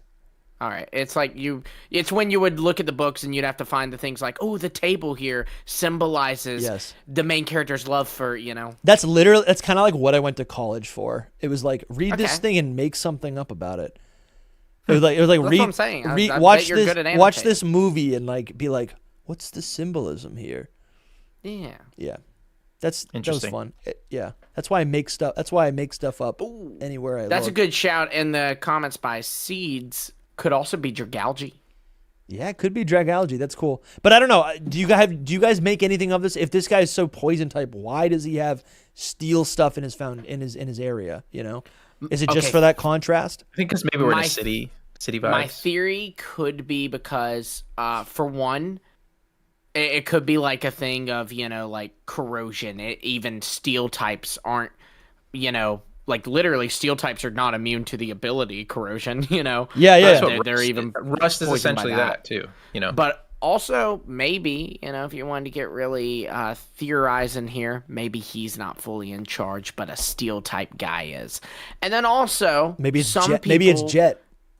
Maybe. Some people have theorized that I don't think this is the case because his design is very clearly poison inspired. But some people have suggested maybe he's actually not poison type based. He's serpent based. And Arbok, Steelix. Ooh, even Scolipede. Even, sure. Yeah. You can kind of see you that. could still say even Dragalge too there. But yeah. Cool design. That's cool. Shuckle counts, so why couldn't they? Damn, maybe Jet owns the whole city and he's just working from within it. I think he's the hero rust that we don't want, but that we need. He's Batman? Yeah, he's Batman. He's gonna come save us all. Oh, dude, Arbok's looking too good together here. with him. Arbok's looking too cool. It really is. Anyways, Dragonair, full screen. Yeah, Dragonair's awesome. But yeah, so he's gonna have some sort of mega. Oh, and then there's a little King Gambit statue in the background. People have been talking about that. Not so little. Yeah, it's pretty. It's pretty big. It is pretty big. It's pretty big. We see it again too later. But again, why do we think it's there? I think just I mean, also too like this is supposed to give like Yakuza vibes, right? And I think King Gambit expresses that very well. Sure. Yeah, I agree. I agree. And then something else that I don't think a lot of people are. At least I haven't seen it. The Overquill. Yeah. Okay. There's an Overquill also behind him, which we'll see later on. Which is also very Japanese vibes. This is my favorite place in all of Lumio City right now because it's just got the vibes I need. It's got the gothic It also kind of vibes. reminds me of the Treasure Eatery in Scarlet and Violet, Larry's Gym. Interesting. That was very like Japanese feels and had like true. little paintings on the walls and stuff. It was nice. Nice. All right, and then we're gonna move on now to so you're having battles in the location. see That's some cool. Most important scene here: Tepig sitting like a good boy. Yeah, I know. Tepig's sitting down. You get it. Listen, we've been asking for 2 years. What makes a Legends game a Legends game? And guess what? That game. It's this. It's what you're looking at right now. It is having your whole team out and just vibing. That is awesome. You can sit on benches again. Yes.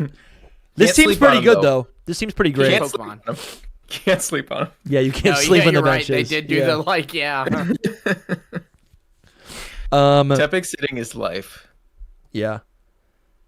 That seems kind of like basic, but that actually might be intentional, like commentary based on like who's running the city. The city is basically filled with gates and segmented off. It would also make sense that they're like, no loitering, no homeless. Yeah. Right. That's literally 100%. Like that's all Jet. That's all Jet and Vinny. I'm not kidding. That's why you're working with like it says that it implies that you're working like with Corbeau. Maybe it's because he's a part of a crime syndicate, but he's sick of these like 1%ers saying, "Hey, all you Lumios, trash, got to stay out of our section." Yeah. Oh, and shout out to Gassy Watchhog in the chat, right? Total pillar of our community. We got a Watchhog looking tough. There's another one this image in this trailer.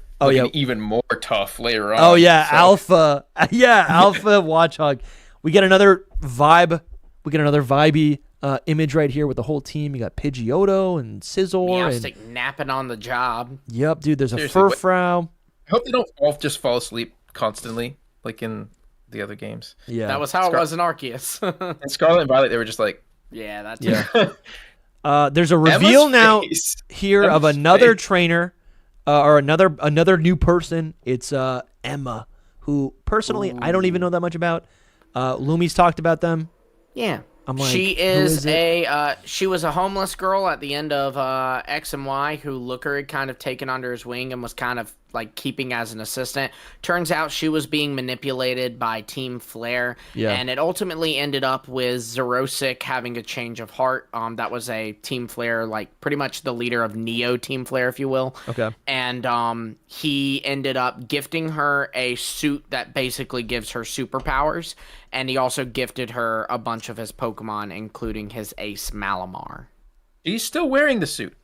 Yes, she is. The suit is under that coat there. Oh, And we don't really learn anything about her. We just see a picture of her. Say it again? Mm-hmm. You also could get her helmet, the Essentia suit helmet in Scarlet and Violet. Oh, cool. was it a hint all along that we just overlooked? That we Yes. just called nothing. Yeah, I Yes, think it I think was. it was. We got a little bit of a bio here of Emma on the website. She's still wearing. Yeah, she's almost wearing like a Team Star suit. You see that? Oh, that's her Yeah. suit. That's that suit. It's the Oh, Essentia she does. suit. Okay, she does wear that. Okay. That's it under the trench coat. Yeah. I That's don't know sick. how it grew with her, but it did. I mean, maybe She's it's older. like It's like, a super suit. It's a super suit. Yeah. What's with it? No capes. Yeah. Emma. Yeah. So this is from the website. Emma inherited the head role at her detective agency in Lumios. She's the city's best detective, not to mention a fierce Pokemon trainer, but that doesn't mean she couldn't use a little help. Facing a city full of problems, you'll assist Emma by tracking down missing Pokemon, locating lost items, and even taking part in the occasional Pokemon battle, working alongside Pokemon to solve the problems of people both young and old in Lumio City. So what I'm thinking about with Emma, she is going to be the side mission character. You talk to her, she'll give you things to do throughout the city. Yeah. This could be a lot of Maybe fun. maybe the main mission character. Yeah, maybe. I don't know. Also, Mabel Dusty, might be can the you side one. zoom and enhance that lovely art we have of her right there, the key art? Yeah. Zoom and enhance. She is on the cover of the game. She got a Just- Mega Stone. Yes, she does. Yeah. And in X and Y, her ace was Malamar. Do with that information what you will. Yeah. Yeah. It's gonna be Malamar, Mega Malamar. I'm thinking about this like a recording, and spoiler warning is in the beginning of the You episode. gotta put some big spoiler warnings on this because people, man. Anyway, Yeah. Okay. So that's cool. She's returning again, returning character, but I'm like, none of that was in the trailer. I don't really know why. Like, you think that would be kind of cool to be like, she's got all the side missions, but they don't want to tell us that. Instead they're just like, this is a person. She exists. It says. I think it's interesting that AZ is here behind her. Just saying. Look Sure, at her next yeah. to Slender Man.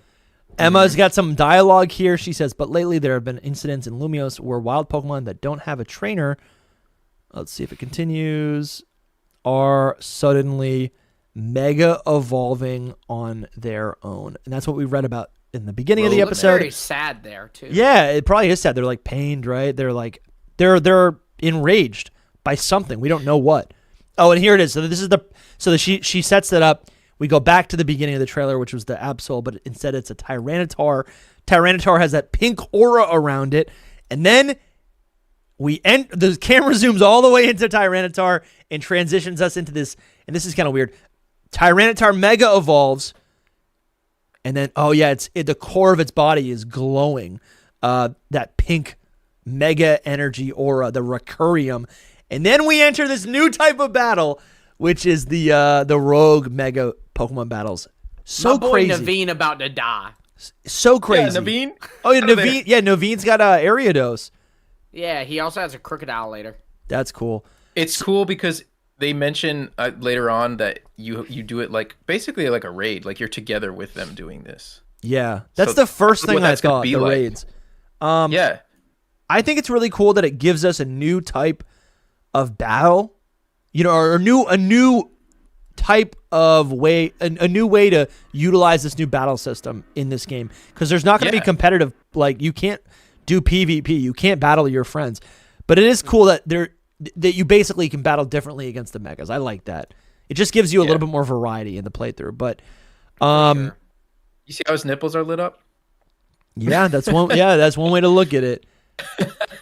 I see it as a face. Obviously, I see it as a face more than anything. Yeah. So it's a crazy mega. I like it a lot. and then Lumi, what's the lore? So like there was some beta. There was like a beta version in Generation 7 or like some beta documents in Generation 7 that leaked last year that kind of detailed how there was this thing called the what they call it, Survival Island. Survival And Island. the concept behind that was that there was a they used Tyranitar as an example of a giant Pokemon that you would basically team up with maybe 3 other Pokemon like a raid to defeat this Pokemon. And we've had raids. It was also a robot. Yes, it was also a robot, which is different, but like The that concept's translating. Yeah, like the robot doesn't matter because it's just like an excuse for why it would happen. In this game, the same functionality, and they're showcasing it the same way with Mega Tyranitar, which I guess makes sense. It's like it's a kaiju, it's a Godzilla, right? So this is just so cool to me. And you're still jumping, you're running, you're spinning. It's launching off attacks. You're dodging stuff. This reminds me of the like when you fight Cleavor, those boss battles that you would do in Legends Arceus. Yeah, that's what this nobles. is meant to be, like to show off to us, but they just not in an epic way. Yeah. Also, they failed to communicate how big this was. It's a blurb on the website under a section about Team MZ instead of its own section. Which is a lot of what Dusty was saying earlier about the quality of this trailer. Like they could have put I feel like it's also the quality of the website too. Yes, the website 100%. But like the what was it, Noble Cleavor trailer? It was like that was the focus. It was like, this is the Noble Cleavor that you're facing now. Yeah. Like that these are kind of the equivalent to that in this game, I would assume. And they kind of just like Dusty said, they gloss over it, and like it's way bigger. It's bigger than even an alpha Pokemon when you look at it later on in the second part of this trailer, excuse me. You'll see it's way bigger. Yeah, there is a little blurb on the website I'm just finding now about the alpha Pokemon, and it seems like their role is the same, where they just are stronger Pokemon roaming throughout the city. So they're literally the same thing, like as they were in the previous game. All right, so now your trainer sends out Dragonite, and we know it's gonna Mega Evolve, which is pretty cool. So you get the Dragonite. I'm gonna speed this up just a little bit. We're going a little bit too slow for this. So we got Dragonite. We do the Mega Evolution. Dragonite is Mega Evolving, and I've forgotten about this, and now I'm like, give it flight. I don't know, man. It really just it is a little goofy, but like Dragonite's goofy, and it does feel like a really natural progression of the evolution. I want to say that my favorite when it's the way that it looks as my favorite is when its wings are like up like that. And it's like hovering like an angel. That is like a really sick pose. Do you see how it's the best way that it looks? Do you see? Look at its tail. Its whole tail is glowing, dude. It's got that's like that Mega Evolution energy that's all over all of them, though. I'm pretty sure. Stop hating on my magical girl Dragonite. I don't really know, Soul, if that's the same thing. I was thinking the same thing, but I don't think it is. Like, I'm not 100% sure. I don't know. It does look like it's inside of it, but it could just be because I don't see it anywhere else. Like look at that. That's the iridescence on this Dragonite's tail. It could be the energy flowing to its tail. The tail orb. Maybe. Should this be the thumbnail? Dragonite's butt? All I know... Dragonite's huge tail. You got Dragonair's butt and Tyranitar's nipples. What a great this is great. Great read. These are the little Easter eggs we're discovering. Hidden Power Peak content. Yeah. Well, this is kind of cool. I didn't even think about it, but Mega Dragonite versus Mega Tyranitar is kind of cool. The first two pseudos. That's kind of fun. Okay, and now, so this game is communicating to us that, like, as we defeat a rogue Mega, we will be receiving a Mega Stone to correspond with that battle. So that's how from God specifically. Yeah, it just floats down from above. Oh shoot! What did I just do? No, Dusty. No, we got a Hoops and Hip Hop video now. Hold on. What did I do? That's what we're gonna do for our trailer breakdown. We're just gonna have a Hoops and Hip Hop breakdown, and we're just gonna be like, yes, good point. He'll solve it. Also, he'll be on the show tomorrow. That's gonna be super fun. Tomorrow, 12 p.m. Be there. Eastern time. Okay, so or be square. We get the Mega. Back. We go back to this. We got so Mimi's the Esper. Yeah. Just such a dead look in her eyes. I know. Mimi sees too much. She's seen things. So she's seen. She sees too much. See here where they're just like communicating, these two boys. Something's going on. They look like they're about to something's kiss. going down. They kind of do. I'm getting that vibe too. There's tension. There's tension. There was romance in the air in that shot. Yeah, I really think there is. Yeah. That's good. That's good. Maybe. There really is. All right, now we're back on the roof with our rival. Different. We're fist bumping. More Mega Evolution. Scizor. Mega Scizor is great. Mega Steelix. Scizor looks really good there too, by the way. Yeah, we got Mega Slowbro, Mega Lopunny, Mega Bayonet, Mega Dragonite added to the fray. Oh, let's pause that a little bit. There's a bunch of ghost types roaming around. You see that? There's also a fun little hint here. This is at night, is probably why. But there's a fun little hint here that is like, could a Mega Noivern really be a thing or not? Just keep let it play and just. Oh sure. Just wait. Yeah. So the title. So the title Goodbye. Legend ZA is on the screen, and all of a sudden a little Noivern flies out behind it, and we have seen a lot of Noibat, and we do see a lot of. We do see a lot of of these ZA trailers end on a cliffhanger and then be answered at the beginning of the next trailer. So maybe next trailer we might see something with Noivern. Or let me tell you something. That'd be wild. If the next trailer dropped a Mega Noivern reveal, yeah, I think I'd actually. Would y'all judge me if I cried? I think I'd cry. I wouldn't judge you at all. Actually. I'll force it. I'd cry. Like Dragonite and Noivern, and according to leaks, only one of those was supposed to happen. I mean. I would jump out of this seat and probably stand on it, because it'd be so out of this world. Yeah, and listen, we just spent an hour and plus on 2 minutes of a trailer. I think we're gonna get through the second little blurb. There was another. Quicker. Yeah, there was another little trailer that was released alongside this. We'll go to it goes over it too, Yeah, it's going over a lot of the stuff. Stuff doesn't even need to be explained, but that we already covered. Let's get through it. We got it. Yeah, let's get through it. So many windows. So many windows. Dun, dun, dun, dun. Beedrill. We got Beedrill. That's a Pokemon Looks with a Mega. Good. Yep. Oh, that is true. I didn't even think about it. So we're running through Lumio City. I'm trying to look for stuff in the background. That's kind of what the point of this is, right? I think that's the first time we see the bottom of the tower without the gym and everything. Maybe. Okay. I'm not 100% sure. What are you saying, Lumi? Now look at this. Play it. I whip my hair back and forth. Chikorita. Yeah, it's true. I guess so. It's an old song. That's important, and we need to cover that. Yeah, that's true. That's true. Definitely. Look at that. Chikorita's been doing that, bro. Chikorita's been doing it. Look at up here. You can see a little. So great to see. There's a little bit of part of the architecture of these signposts is a little spritzy. You can see the shape of a spritzy up here. I didn't see it. I couldn't see it. Now I see it. Also interesting that Lumio's Tower's up on a platform now. Yeah. Did you see the boy Totodile? Where is it, Lumi? Boy Totodile. Look, Lumio's Tower's up on a platform from us. Let me see. Used to everything was pretty ground level. I see what you're saying. Yeah. Yeah. Mm-hmm. Yeah, that is interesting. Watch Totodile just whip it even more. Dude. He's whipped as well. Yeah, he does whip. They're all the starters are moving. They're moving. I got a little bit of a theory here based on what Lumi just said with the raised Lumio's Tower. If that is actually different from X and Y, and it's not just a perspective thing, could we be seeing Lumio's Tower at the end of the game rise up like there's a there's a whole system or a whole structure or some sort of weapon underneath it, and we see Lumio's Tower absorb energy, mega energy, rise up into the sky like some sort of weapon, and then attempt to be fired off? Could something be hiding underneath it? Like there's an infrastructure that's been created?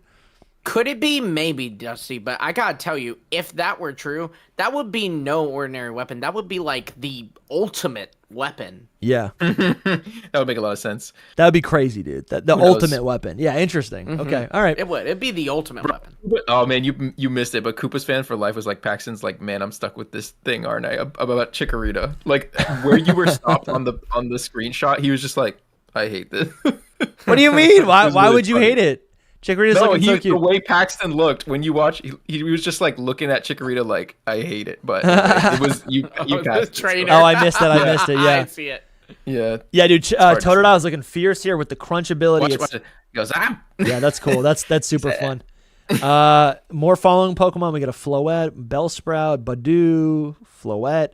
Screen goes white, and then it says step into adventure with some new friends. And then these are a bunch of the friends that I don't want new introduced friends. to us. All right. Interesting that you get off this is like you get off the train because obviously you're not a part of Team MZ yet. You've got your own clothes that are not the clothes that we see in the character official art. Yeah, so we see. Yeah, so the main character is like, this is what we're looking at would be like the very beginning of the game. You can see the train behind us, and they basically like, yeah, we don't look like we are from Paris yet, I guess, or from Kalos. And like, I guess what would happen is, as we integrate into Kalos, we also get a new outfit, etc. And I gotta say, this human character looks a lot more like the mother character in X and Y, Grace. Much more than usual. He's looking more like her. Shout out to Northender right now, who just gifted 5 Hidden Power Podcast memberships. Thank you, North. Lumi, you want to do a little plug for all those new members out there? Yeah, so first I want to read out the people who just got a membership, because sometimes people miss those. Volt, Sora the Blade Lord, Wise Oak Dakota, SKSK4128, and Kashan Rafiki. You all have received a membership. This means that you get access to Secret Power, which is a show that we do for Patreon and members only. We talk about other aspects of the franchise, talk about just our lives. We've even done it with some of your favorite creators like Lord Keeper Toby and Loxton. There's going to be new episodes this week. There'll be 2 new episodes this week because we've got some roundtables going. We'll be doing episodes with those guests.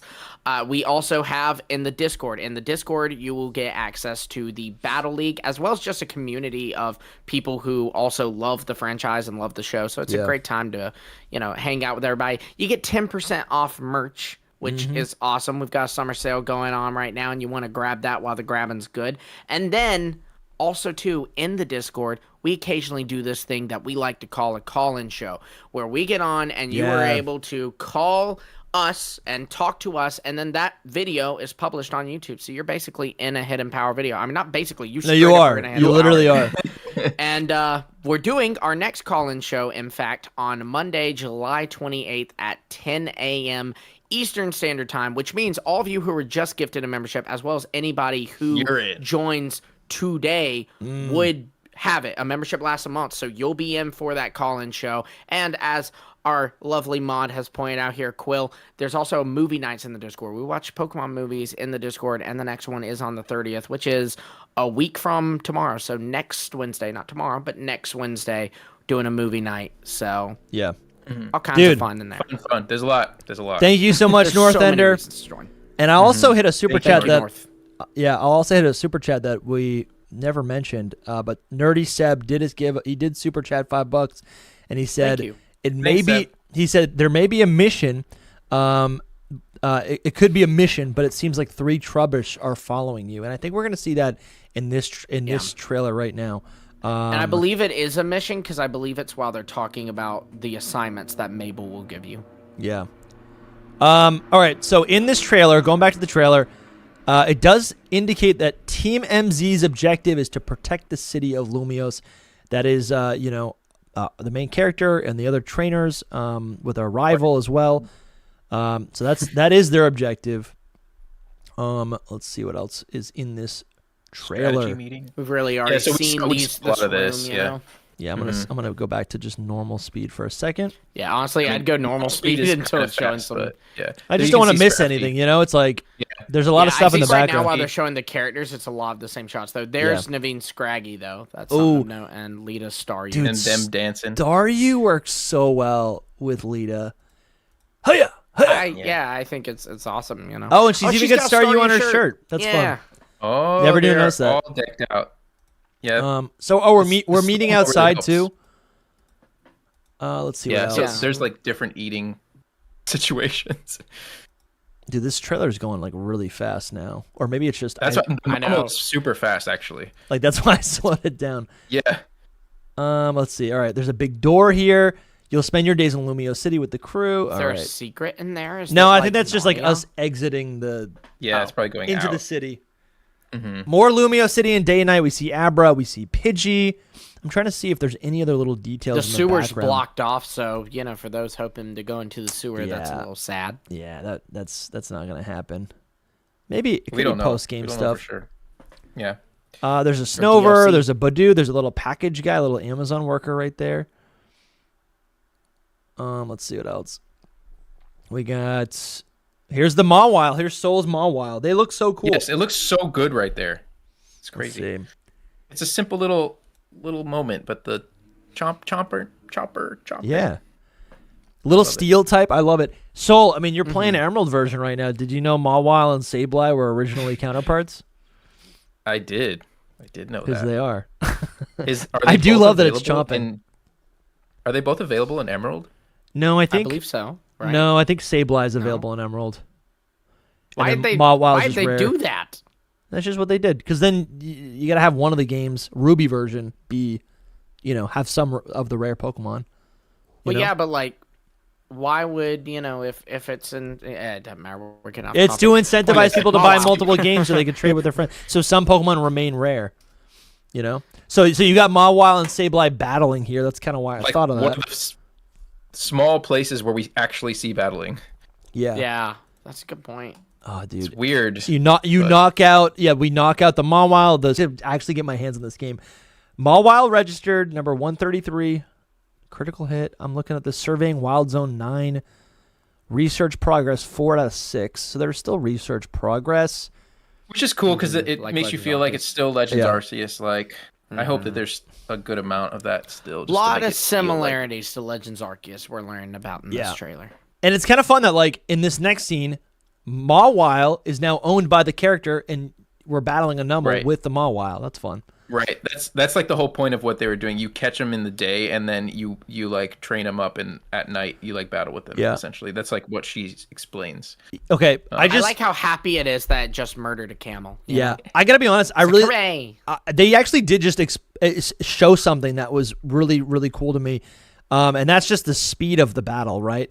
The fluidity from out of battle to into battle and then exiting the battle.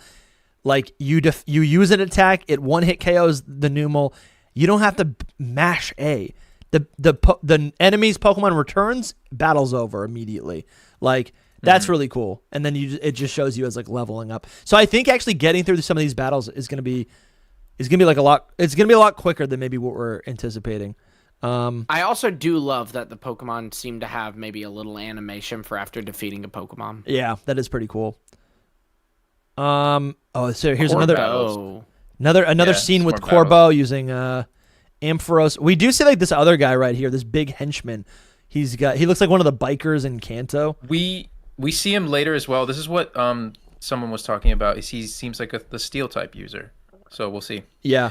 Something else. I don't know if you guys noticed this Pokeball right here, but this to me looks like the Park Ball.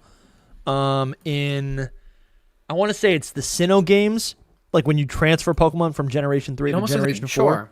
It almost looks like a gold silver ball to me, the GS ball. But yeah, I guess it could be either of those, Mega huh? Celebi. Is anyone talking about that online? I mean that's the first time I've even seen it, and I can't even really see it that well. I think it's just a Pokeball. Zoom in. I think it's just a Pokeball, like a I don't know what you want to call it, but dude, this henchman, this big guy, this henchman with he's got spikes all over his body, and the little like stitching that he has all over his body makes him kind of look. Oh, and he's got a Mega Stone as well. The henchman has a Mega Stone, but the stitching makes him look like he's the re-dead or like the undead. Yeah, he looks like Frankenstein. You see that? Yeah, no, I get it. His eyes are also like soulless. Man. A little They're, bit, like, just yeah, gray. You know? Yeah, like he's been carved up. Oh, dude, that is so cool. That's really cool character design. That's really nice.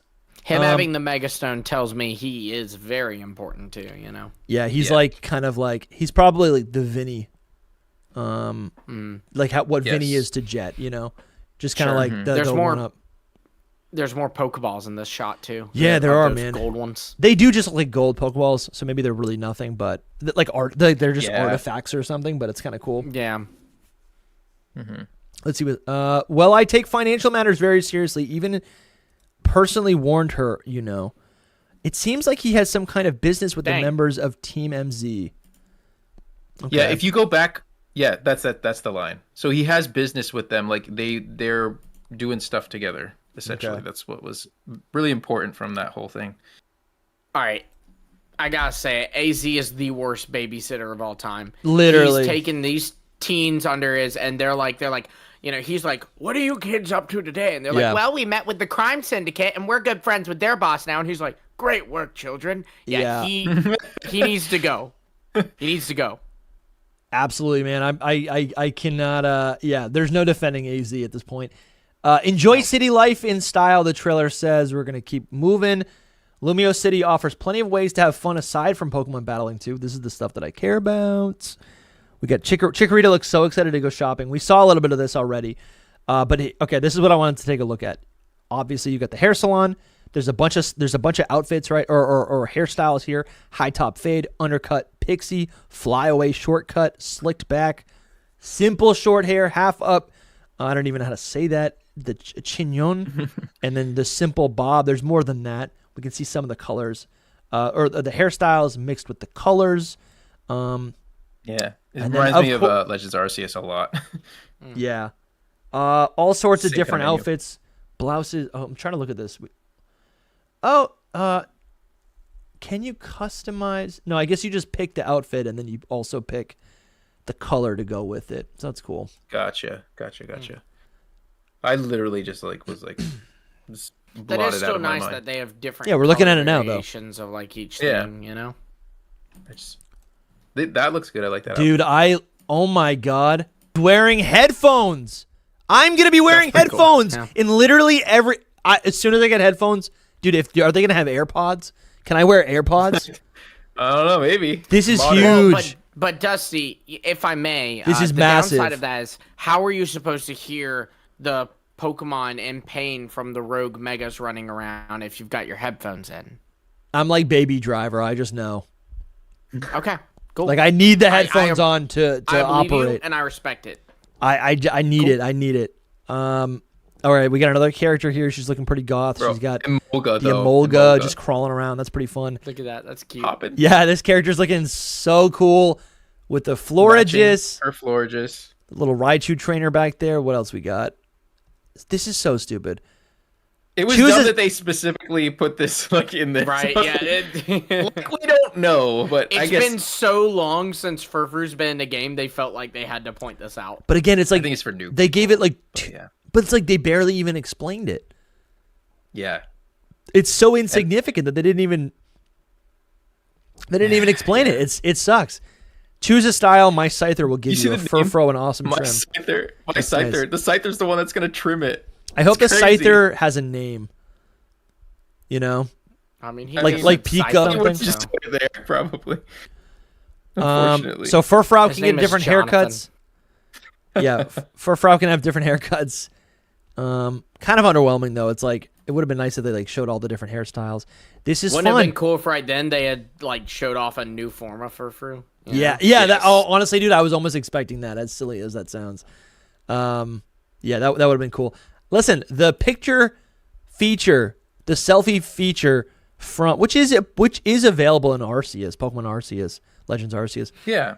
But the UI a little different. Reads like Scarlet and Violet. So this feels like it's just borrowed from Scarlet and Violet, which is kind of cool. It is better though because you're not holding it, so it's not like a selfie, right? It's actually it's a picture of you. You know, she's showing both her hands. Yeah, you know? Totally. I'm gonna be using the heck out of this, dude. Look at Sableye, Mawile. We got Slowbro.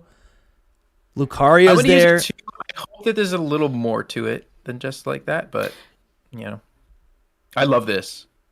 I love just you can bring any Pokemon to this essentially. Yeah, that's true. Maybe any small Pokemon. Yeah, that's a good read. Yeah, that's a good read. This is the first time we're seeing this, and it's adorable. not a starter Pokemon. Yeah, Larvitar is also adorable. Oh no, but you know what's crazy? Wait, this is throwing me off. That's the main character. Yeah, it is. I thought it was like an NPC. That's cool. Different the customization is, man. That's so good. I like it. Yeah, this guy looks so cool. Oh my god. You didn't even know. Dude, he has an earring. NPC. You can get earrings. Like it's not just shirt, pants, shoes, hat. It's like you can get earrings. You can get You can get headphones. There's all sorts of things you can do. Is. Dude, I'm so pumped to character customize. Yo, Philly Beats You in the chat says, I'm going to bring a giant Aggron in there. Yeah, dude, you should. Dude, what would your Aggron be eating? I'll bring air on at least. Yeah. And tea, Dusty. Like a little tiramisu? Else would it be eating? It's got to be French, I really though. do wonder if we can bring a bigger one. Like, obviously it won't sit on the chair, but like, yeah, but is it off your to the Pokemon side? right there? You know? Yeah, probably a little bit. These people about to be so upset when me and my Snorlax walk in that cafe. That's great. All right, let's keep going. Female characters yawning with our little Ralts. Yeah, you got Ralts there too, so. We got a super chat by Wizoak Dakota. Thank you for the support, man. I think we will get a Blood Moon form of Furfrou based on Les Bêtes de Gévaudan. How do I do? I don't know what that is, but that's cool. A famous French werewolf myth. That's super fun. Let's go. I'm down. I'm very down. Oh, nice. Philly Beats You's Aggron is going to be eating a baguette 100%. Awesome. It'd be nice if, I need to be eating a baguette right now. You know what I haven't had? I haven't had a baguette like sandwich in so long. A baguette with like some like prosciutto, some like I don't know. I'm thinking arugula. I'm thinking mozzarella, especially balsamic, right now. tomato. That sounds so good right now. Let's go get some dinner. Oh, dude, that sounds so good. Yeah, Noivy wants to sit with his Evoltal. Maybe. Yes. I'm bringing Yveltal to the cafe. If you don't bring out my food in the next 5 minutes, I will tell Yveltal to get rid of all life on Earth. All life on Earth. Just destroy everyone. There's another map. These are the stakes. Yeah, in this next scene inside, you're talking to your rival, but in the background, there's like a map in the game that's like kind of like dotting out. It's like mapping out all these like notable locations. I'm sure this has something to do with Emma, perhaps. I think this is her office. This is in the Looker Bureau. Yeah, sure. which is weird because it does look like a restaurant. Yeah. It does look like the cafe, but I don't think we can actually enter the cafe. I think that was actually done intentionally. I think it was supposed to look like Looker had just bought a cafe building and was setting up shop there. I think what I'd like to see is like the in-game map and what kind of information. And I'm sure they haven't shown that to us because it might reveal too much. Dude, they're just holding back too much. Philly in the chat says, I'm very hyped about the tons of features, but I'm still very upset at how bland the environments look. But then again, maybe we didn't get to really see everything. That's how I'm feeling. What I want to see the most are the alleyways. What are the missions? Like in my mind, this game, I've had people tell me that this game could be as like a game in a city, right? Could be as vast as an experimental as like a game like Yakuza, one of those series.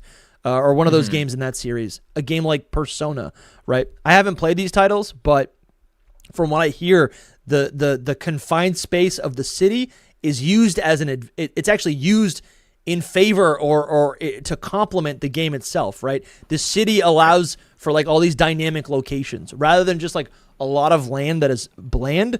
You have this tight space that you get to learn intimately. So I don't know. That's what I'm waiting to learn more about that in. You know, maybe we'll learn about that before the game actually releases. Maybe not. They got less than 3 months. So better get on it. I gotta say, this gives me the vibes of Pokemon Legends Arceus when you go see the Cyrus relative. Totally. You know what I mean? Silene. It gives me that same vibe. Yeah, absolutely. She's working on stuff. You're there to help her, and that's what Silene was all about. I don't know if this is really anything, but there is a picture right here of an Esper on the table. It's Mimi. You guys, you can't really see it in the layout right now, but yeah, that is Mimi. Yeah. It did not evolve. No, never evolved. No, we saw it earlier. Yeah. Let's see. To ask you detective work.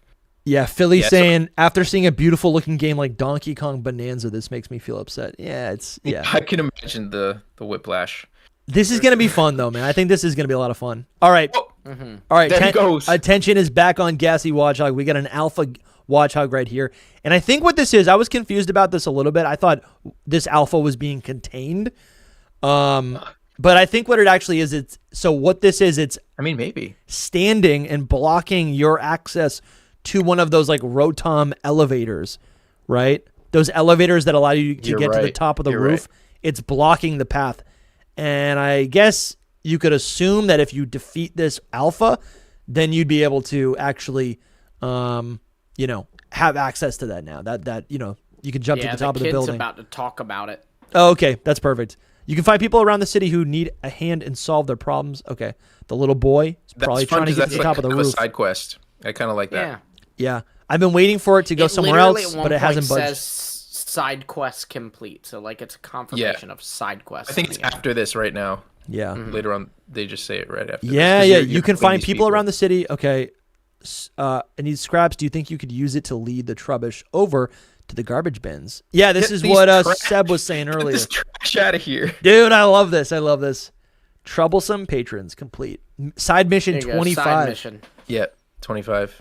Yeah, so we got at least 25 side missions in this game, guys. I really hope that they're a little more in depth than just like a few things here and there. I mean, those were two very different situations, so I like that. But full side quests would be really incredible. Yeah, they can't just be tedious. They also have to be like challenging or require some sort of puzzle.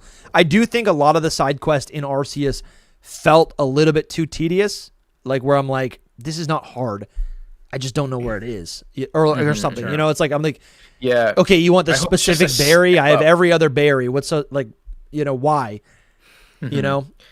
In the perfect world, it would be really good side quests with storylines and plots and everything. Yeah, but I don't know. But I think as long as it's a step up from Arceus, I'm good with that. Yeah, like the things that I sometimes I wonder if this is even like fair criticism or even worth bringing up. But like the games that I do think about are the ones that I grew up playing, like Skyrim.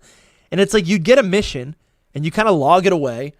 And then if you choose to pursue that side quest, it's like there's this whole beautiful thing that you could stumble upon by yourself. But because the mission has pointed you in that direction, it's just, I guess like the missions are a way to give you a reason to explore the world, right? Mm-hmm. They're not just like tasks. You know what I'm saying? Yeah. Like I always think about these. Like there would always be like a little hut. I'm like, okay, let me go explore the hut in Skyrim. And then I'm like, oh, there was a bear here. And then I found a journal, and the journal describes the last 6 days before this person was mauled by the bear. Like their wife was sick. 100%. And that's like gruesome, but like it stays with me. I mean, in fairness, Legends Arceus did have some of those where it was like, oh, hey, this man, this man may have reproduced with a Frostlass. Okay. Yeah, but literally, but that'd be only ones though. That's what was unfortunate about that. Yeah. That was like one. Yeah. So yeah, I'm looking for just a step up from that because, like even Philly said, like comparing it to other games. I'm not saying Bonanza has a side quest, but like when you compare these things to other games, you're like, why can't Pokemon do that too? Like, why can't we have a side quest in this game? So and it's fair what he says. Also, is low-key we're all critical about Pokemon until it's actually in our hands, and that's true. Unless it's Let's Go Pikachu and Eevee and Brain Diamond Shining Pearl, and then I'm more critical. Yeah, absolutely. Extremely critical. I almost feel like there's a hidden Pokemon on this coffee sign. I feel like I've seen this sign a couple times now, and it is almost looked like a new Pokemon, and I don't totally know if that's true. Oh no, it's just a fletchling. I see it. Yep, it's a fledgling. Let's move on. Just a fledgling. Just a fledgling.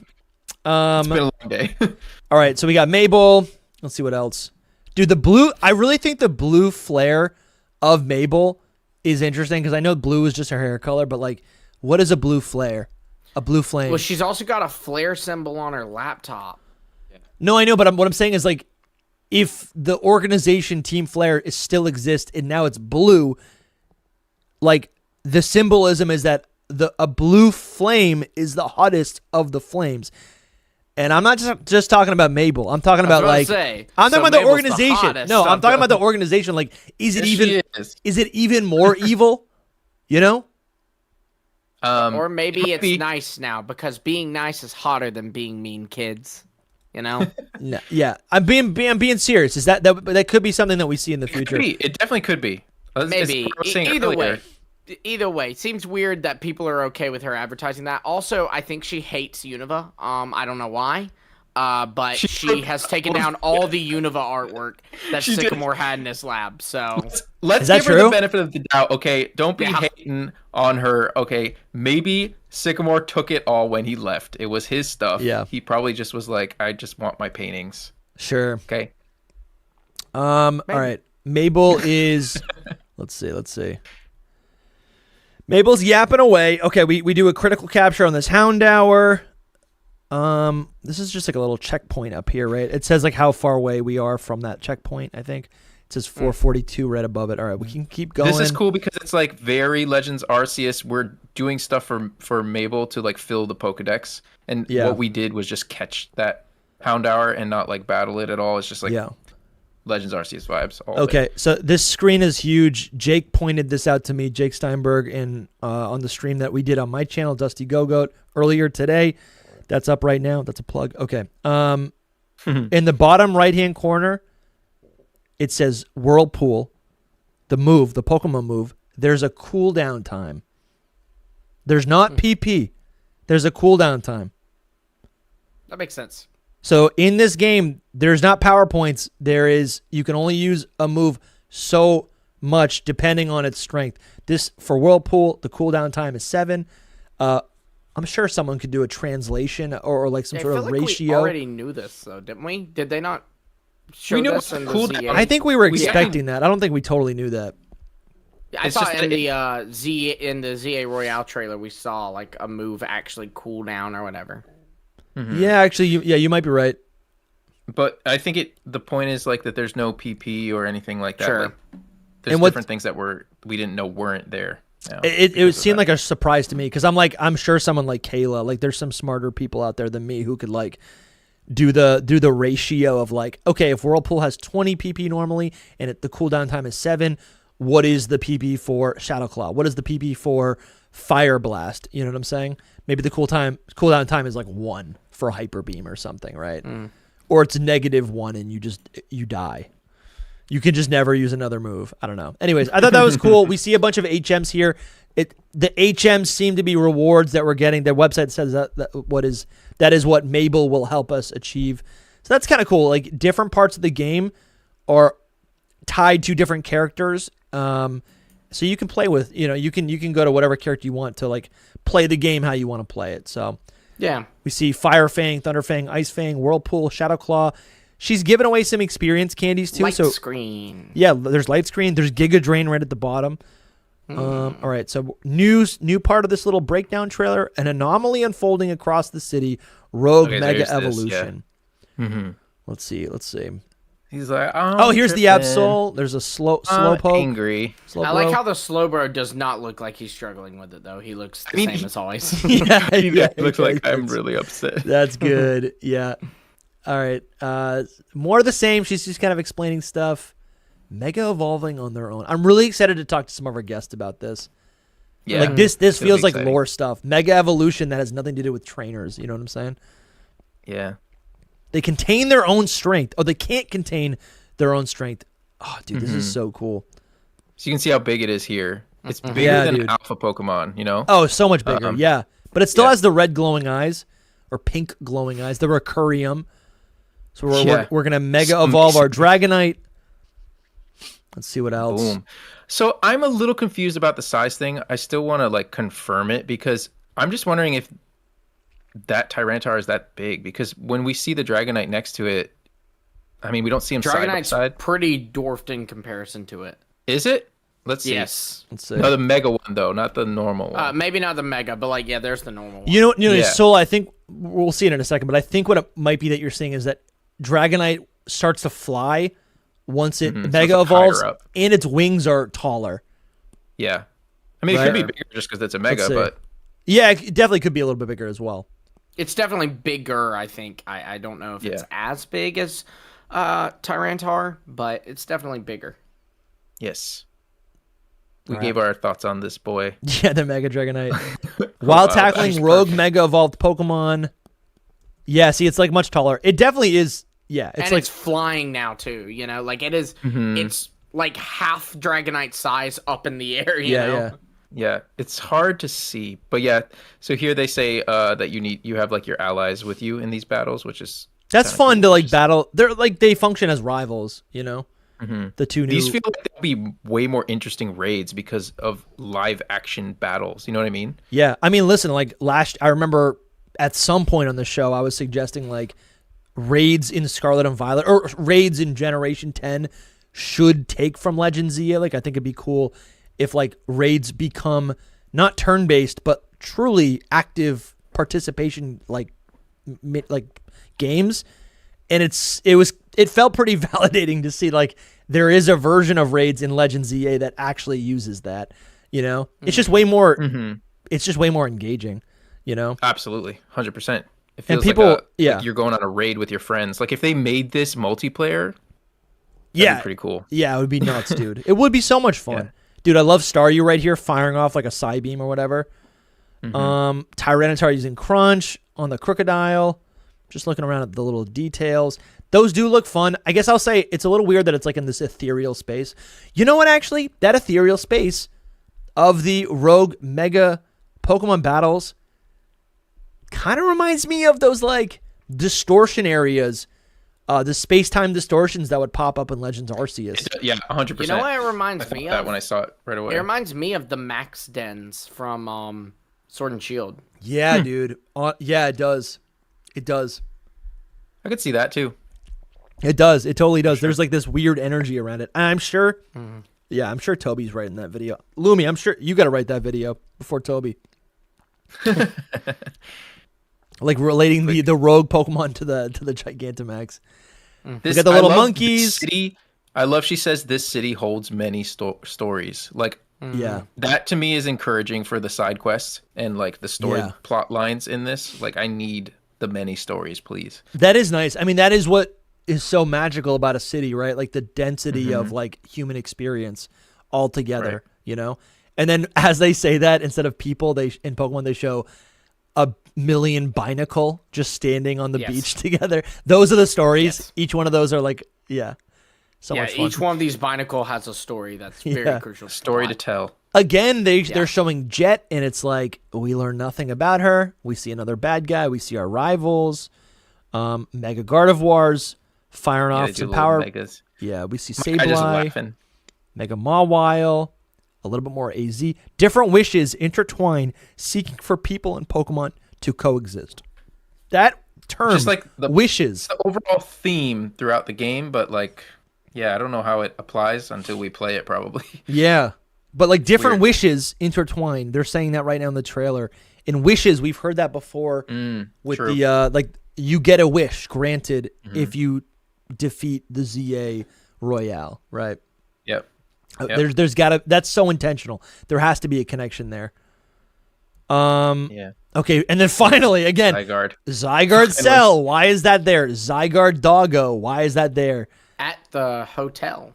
Again. Dude, That's Zygarde. again. I'm telling you, AZ's still gonna be evil. Zygarde is seeking him out. I think Zygarde has been on the lookout this whole time, He's seeking something. Damn, bro. It is interesting, like that it's Hotel Z. I still am like, okay, why is it just Hotel Z? You know. So, and then we keep seeing Zygarde there. I think it's just like his home. It's his home.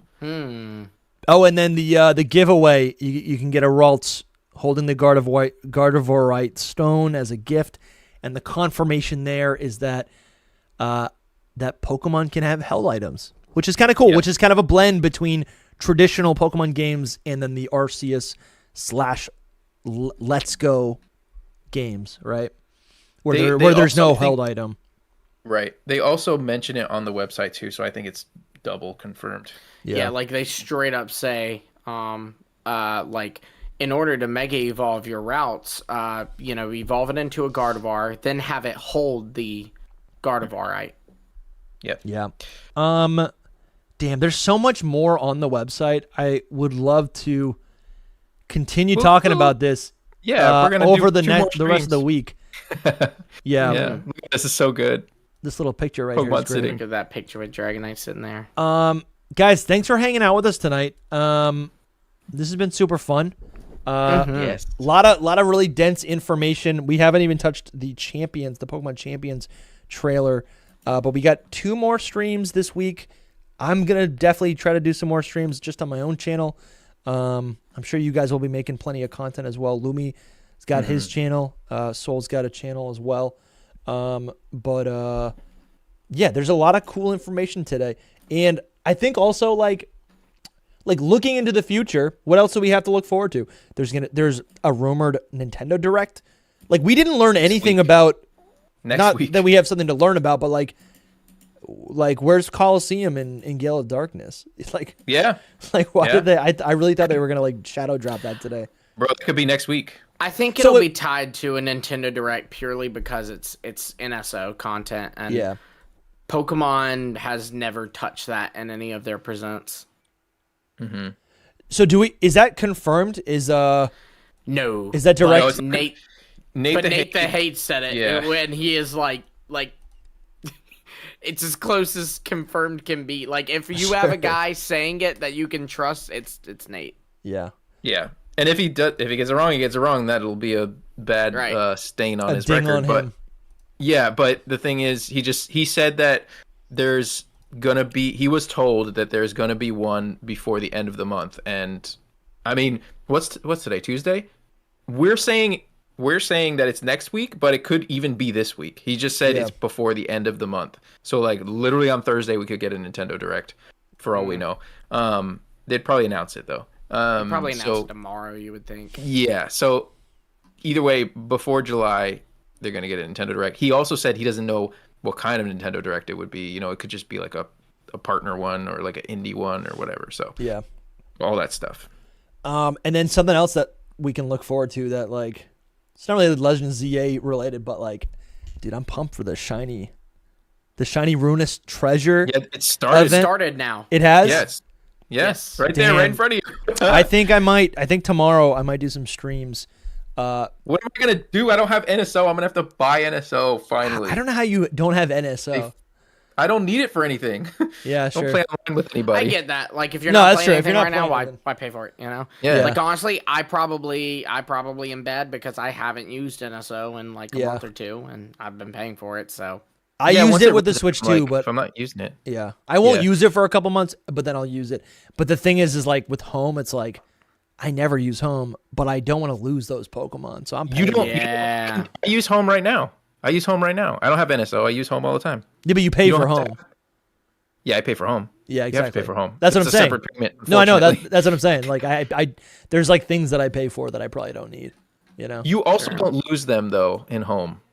They just because you just kind of can't get them. Yeah, I went like maybe 3 months without it, but there is a specific time period that people were like, you should probably take them out because they like sometimes secretly erase them. Shoot, and it's like, oh boy. Yeah, it's crazy. So I was freaking out about that for a time. Yeah. I'm curious about this before we go. How does this raid thing work, actually? I'm so confused about it. Over a million Wo-Chien, if a million Wo-Chien are defeated, everyone in the world, including those who did not participate in the raids, will get a Wo-Chien. So yeah, you actually technically still don't have to get an SO.